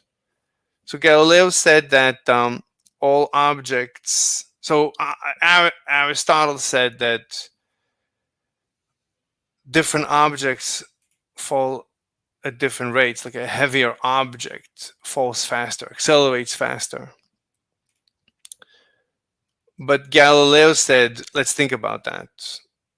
And he said, let's carve out a little particle out of the big one and tether it. So according to Aristotle, the little particle should now somehow flow upwards. It doesn't make any sense. Therefore, Galileo said, from a thought experiment, all objects, regardless of their mass, should fall at the same rate.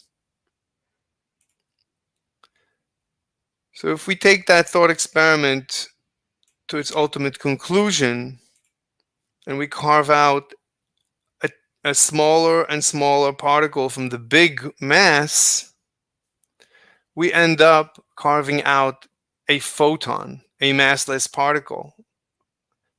In something, a particle that has infinitesimal mass, that makes up the entire mass. So we see already from Galileo that light bends.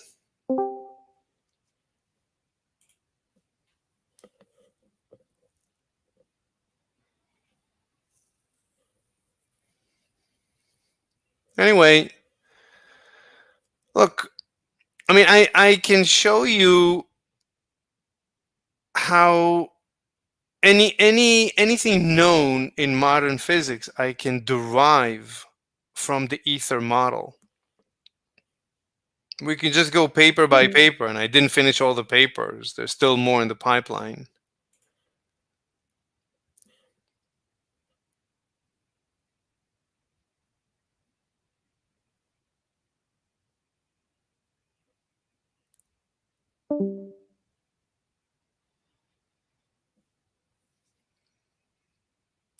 But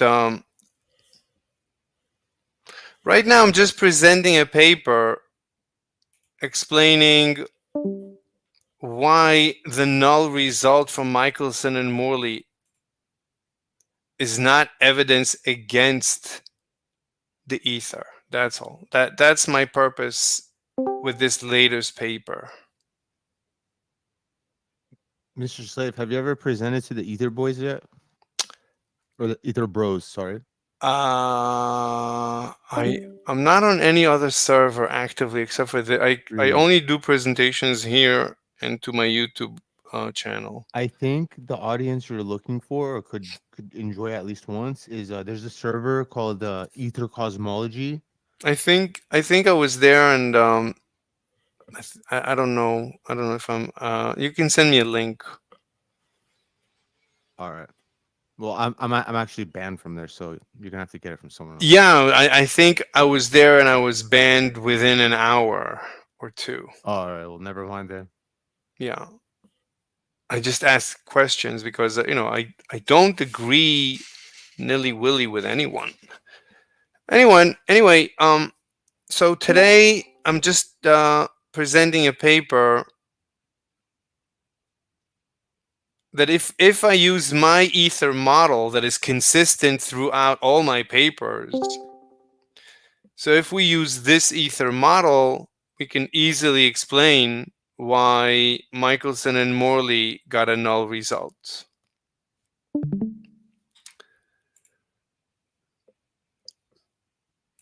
So they should have received 0.000023 fringes, which is below their ability to detect. So it was undetected. The Aether, the horizontal Aether is undetectable in Cleveland, Ohio.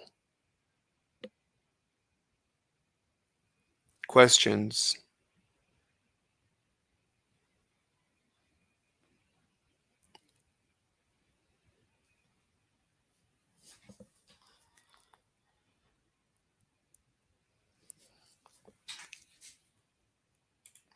So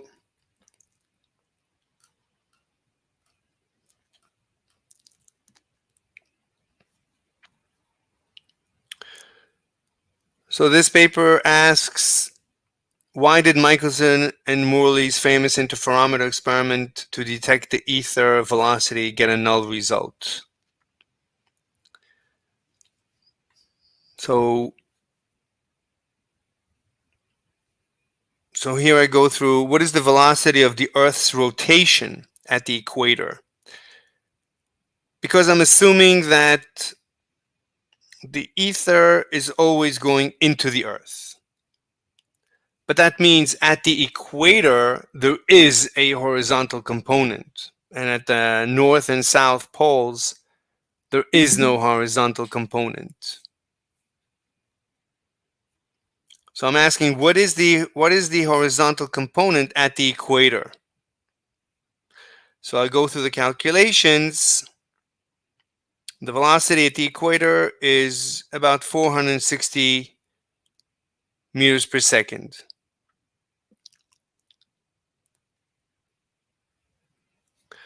Then what is the horizontal velocity of the Aether in Cleveland, Ohio, where Michelson and Morley conducted their experiment? So it ends up being about 350 meters per second. That's But that's like the thing of the rotation of the Earth, right? What? Is that the amount of the rotation of the Earth? Right. So, yeah, the velocity at the equator, the horizontal velocity of the Aether at the equator, assuming that we're at the equator, we're rushing through the Aether, through the vertical Aether. The Aether is falling vertically everywhere at 11 kilometers a second. But at the equator, there is a horizontal component of 460 meters per second. That 350 meters a second. So if you do the cosine of theta, where theta is the latitude of Cleveland, it's 41.51 degrees. So the cosine of that is 0.75. So you take 0.75 of the 460 meters per second, and you get 350 meters per second. So the horizontal component of the velocity of the Aether in Cleveland, Ohio, is 350 meters per second. Okay. Do you know by any chance what the meters per second rotation of the Earth is in real? It's supposed to be. Yeah, it's 15 degrees per hour, but how much meters per second? I do the calculation right here. It's 4633 meters per second. I mean 463.3 meters per second. Here's the calculation. You just okay. No, I'm not questioning or saying you're wrong. I'm just continue, please. I just thought you'd like continue, please. Yeah. So we have the velocity the horizontal component of the velocity of the ether in Cleveland. Then we use the delta t, the difference between the arrival of the two beams in the interferometer. We have the equation, it's dv squared over c cubed. It's the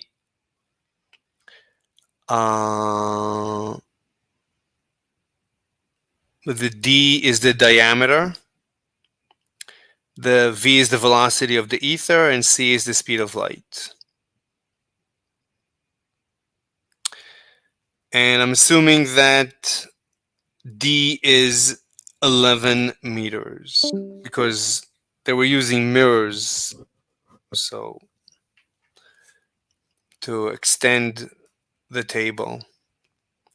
Anyway, so delta L is the difference between the two beams, which is the difference in time times the speed of light. Assuming color red is 0.65 micrometers.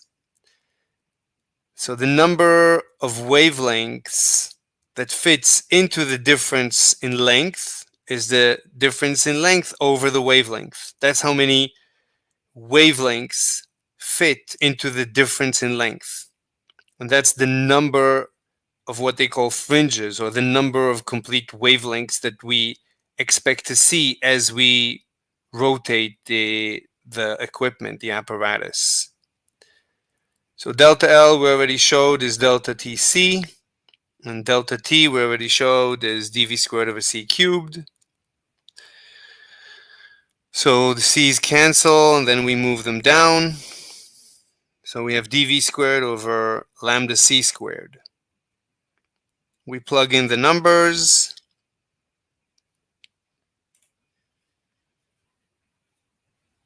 And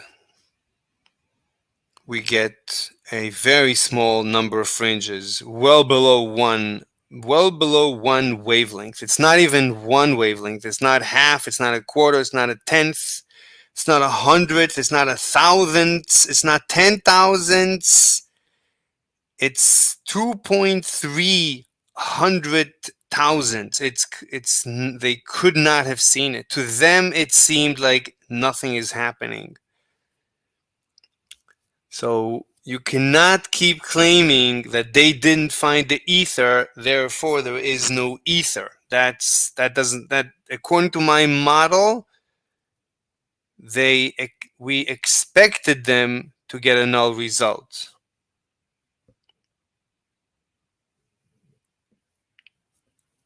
So a null result is consistent with my ether model.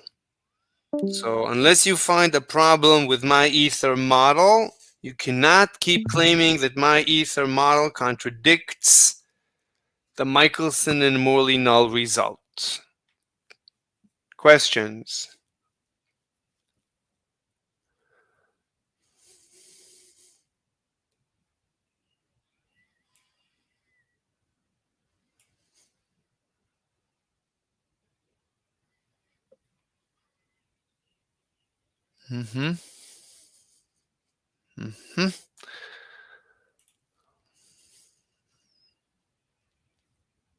So again, I'm assuming that the ether flows into the earth at 11 kilometers a second.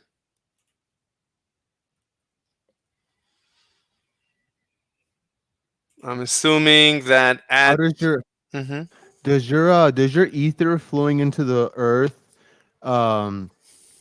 counter Earth's outer centrifugal rotation? It's negligible. Is there any clash to that? Yeah, but it's negligible. Any effect is negligible. I didn't you don't need to do the calculations because my ether is just our gravity. So at the end of the day, you're just going to plug in Newton, the numbers from Newton, and do you expect in our current velocity, do you expect any centrifugal effect because we're moving around the sun or because we're rotating? Even the Earth's rotation, I would say, gives you... Of course we do. It's measurable. What do you mean, do Fine. you expect? Fine. We measure it. So fine. Fine. Yeah, so that answers your question. I said it's negligible. I'm not saying it's zero. No, it's not. I did. What do you How mean? is it negligible? It's negligible in my analysis of this paper. For this paper, Yeah, but nobody cares about your analysis. It's measurable, so it's not negligible. It's measurable using measurement tools. well, I said negligible in reference to this presentation. That's one Yeah, thing. to you, everything is negligible. No. Everything that counters your hallucination is negligible, but you asked the question, do you expect a centrifugal acceleration? And the answer is no, we don't expect it. We know it's there because we measure it. That's one thing that. Oh, never mind. My ether just gives you gravity. It's just how gravity arises. Yeah, my ether also gives you gravity. Tell me about it. Keep saying that, bro. I think that statement is like doing something in your mind. It's like giving you a bypass. You just keep saying that my ether's gravity. My ether's gravity. My ether. I don't. What do you keep saying that? So what? Yeah, my ether is also gravity. What do you keep welcome saying to the that club. My ether is quantum mechanical gravity. This is Yeah, good, man. and Don't my feel ether shut is down. not. Don't. Everyone's naturally gonna try to shut you down because no one is technically on your level. The ones that are on your level would, like some of the I've seen you debate professionals and PhDs. So if you see the room isn't giving that back to you, it just might not be the right time or the place. It's definitely not the right time, and definitely I don't know not this the shit, right so I place. can't do anything. Here, I'm going to show you my ether that gives you gravity. And all I ask is that you shut the fuck up while I'm pulling that. Well, I think his ether is better than your ether. No, my ether is much better than his ether. And just 15 more seconds, probably less than that. Mr. Slave, Here is.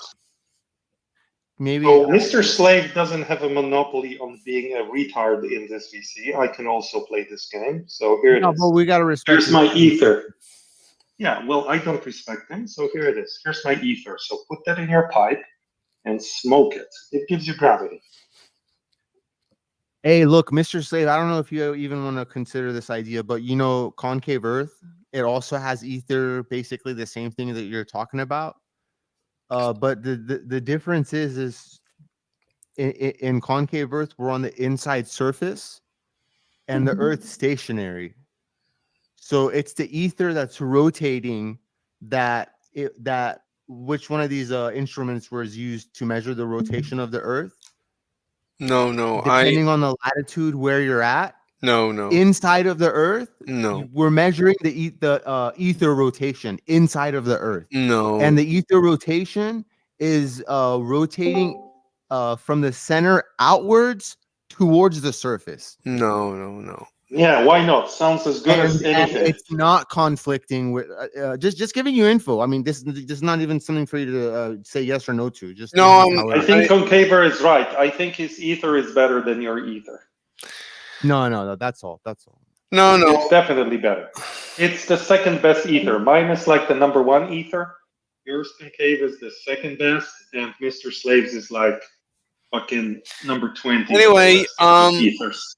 Look, so I present my paper, and so far I just presented to you my paper. So where? Shut the fuck up. Where's your presentation? In the All right, man, chat. just keep presenting. Give us the goods. No, he cannot. I'm sabotaging his presentation. Where's your presentation? In the chat. In the side Come on, chat? I even tagged you. Yeah, in the side chat. I tagged you with your silly name. That's something to maybe write down, or if you haven't already heard it yet, that But clash with but the that's Earth's not. rotation. One second. That what you're showing me, that's There not is a clash. It's my ether. But it's not quantum mechanical. So that's cool. It's quantum mechanical to me. So what is the part? What is the gauge boson? the gauge boson is the big G. What predictions does your model give us? Everything that we have observed and measured so far. Really? You predict this model? Yeah. Really? You predict dark energy? Absolutely. How? I just did. It's quantum. How do you predict dark energy? What's your equation is satisfied with or without dark energy? No, it's not. It's only satisfied. The dark energy is the lambda, by the way. So the Yeah. joke's on you. No. Dark matter is what you mean to us. No, dark energy. What if I said your dark energy lambda to 0? What's wrong? Why do we need it? Don't. What's wrong with Then 0? It does not match. It doesn't match reality. Right, but you're not predicting dark energy, right? Your gravity can work. You're not predicting anything either. Yes, I am. Everything you're No. saying is based on observation. No. Of rotation. No. Of course. You No. predict rotation. No. My predicted the rotation of the Earth? No. My ether predicts a cosmic inflation. Yeah, so does mine. No, it doesn't. How? How do you? It's right there. No. How do you predict cosmic inflation? The lambda expression on the left side. It could be 0, and your equation is still But it's satisfied. not. Why But does it's it need to be non-zero? Because it predicts inflation. Why? It just does. What do you mean it just that? Explain. So there can be night. How? So there can be night. Explain to me the cause and effect. How do you get inflation? Explain to me inflation. Why do you get inflation? Inflation because of the pressure, etheric pressure. Why? Oh, so we agree. Well, it's just the way God made it this way. Well, you just agreed that you have etheric pressure. Why do you have etheric Absolutely. pressure? Why do you have etheric pressure? Did you read the title of my slide? Why do you have etheric pressure? What is the title of my slide? What is the cause of the etheric pressure? Idiot, read the title of my slide.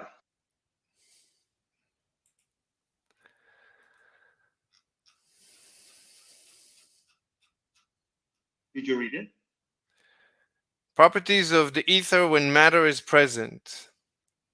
Yeah, ether is just that way.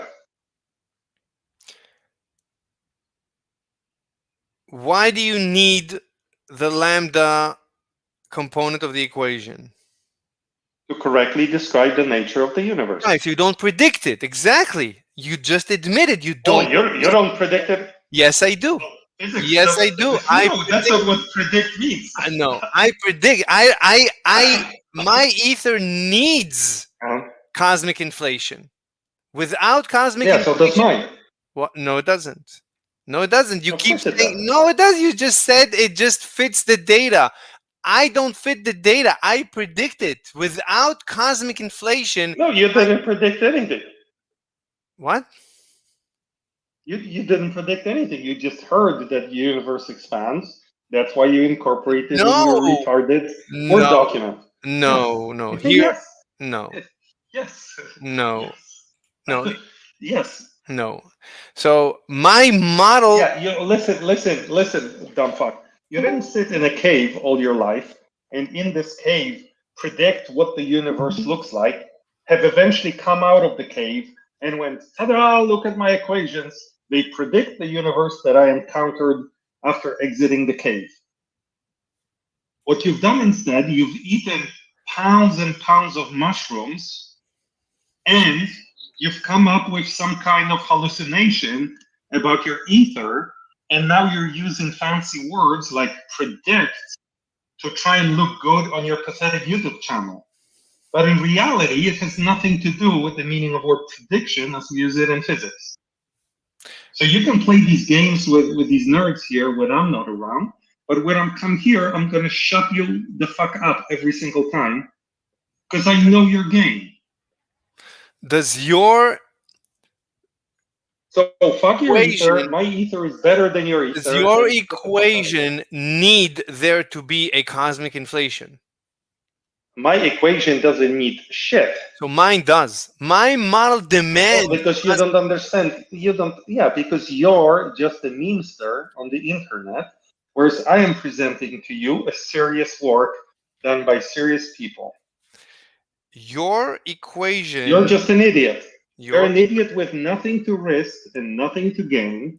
But there are people who have spent their entire lives looking at the nature of the universe seriously, and you're not even worthy of like licking their shoes because you're just a pathetic kid on the internet. So get the fuck out of here. So get the fuck out of here. Get out. Your equation. Get out. Your equation. Get the fuck. Take your pathetic memes elsewhere.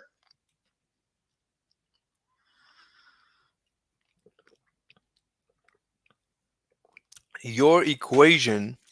There are only two outcomes here. Either you get the fuck out, or you convince the mods to ban me. Those are the only two possible.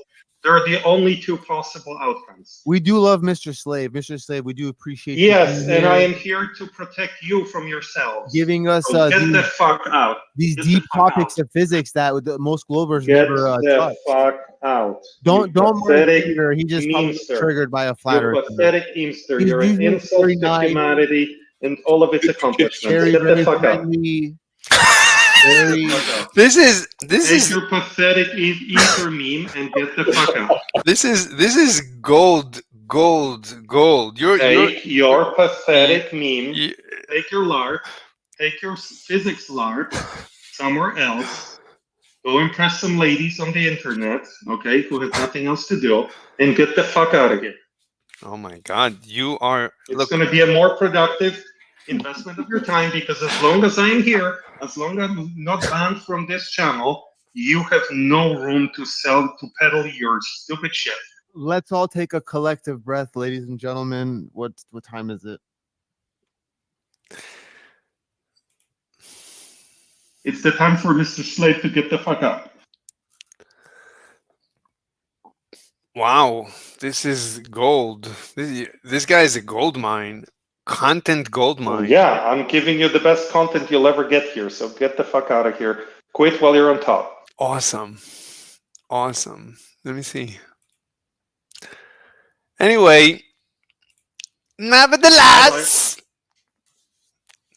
Bye-bye. So, take your number 20 ether and get the fuck out of here.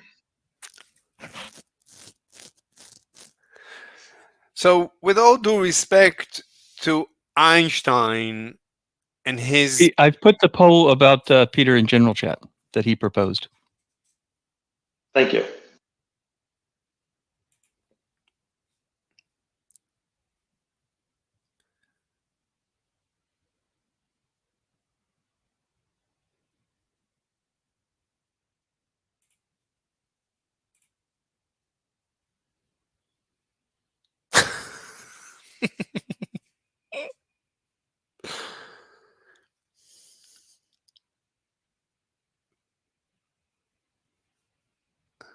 Anyway.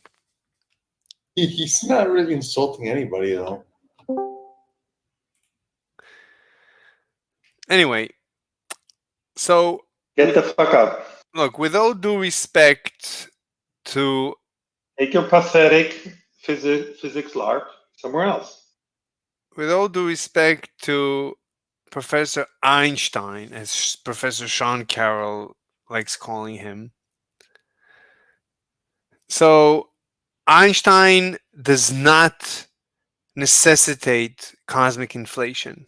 So Einstein... Nobody necessitates nothing. The universe doesn't give a shit what you think. No, it either expands or it doesn't, whether you know about it or not. No. Whether you ate a pound of mushrooms or 3 pounds of mushrooms, it still expands the same way or it doesn't expand. You have no say on that. No. If the future of the universe depended on what you think, we would all be dead.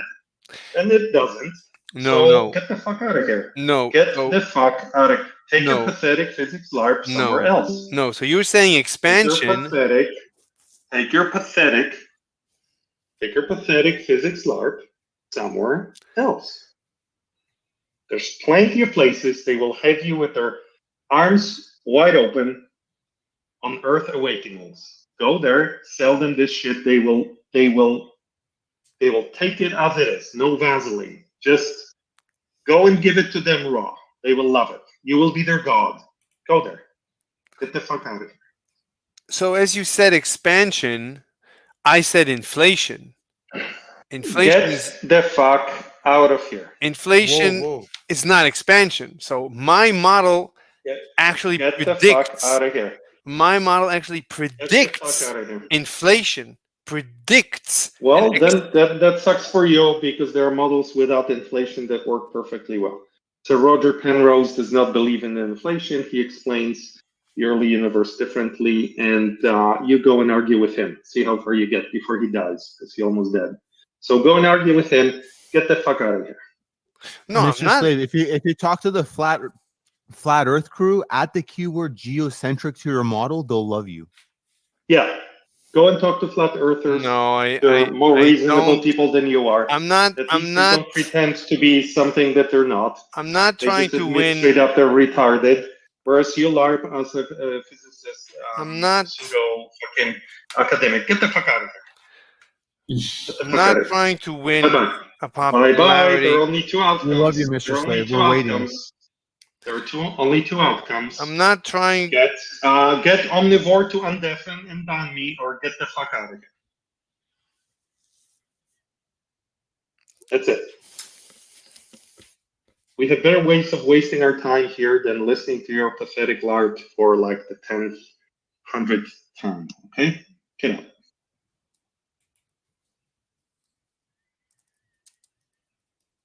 We already contributed to your work. We developed your Google Doc significantly a few weeks ago. Go and work on that.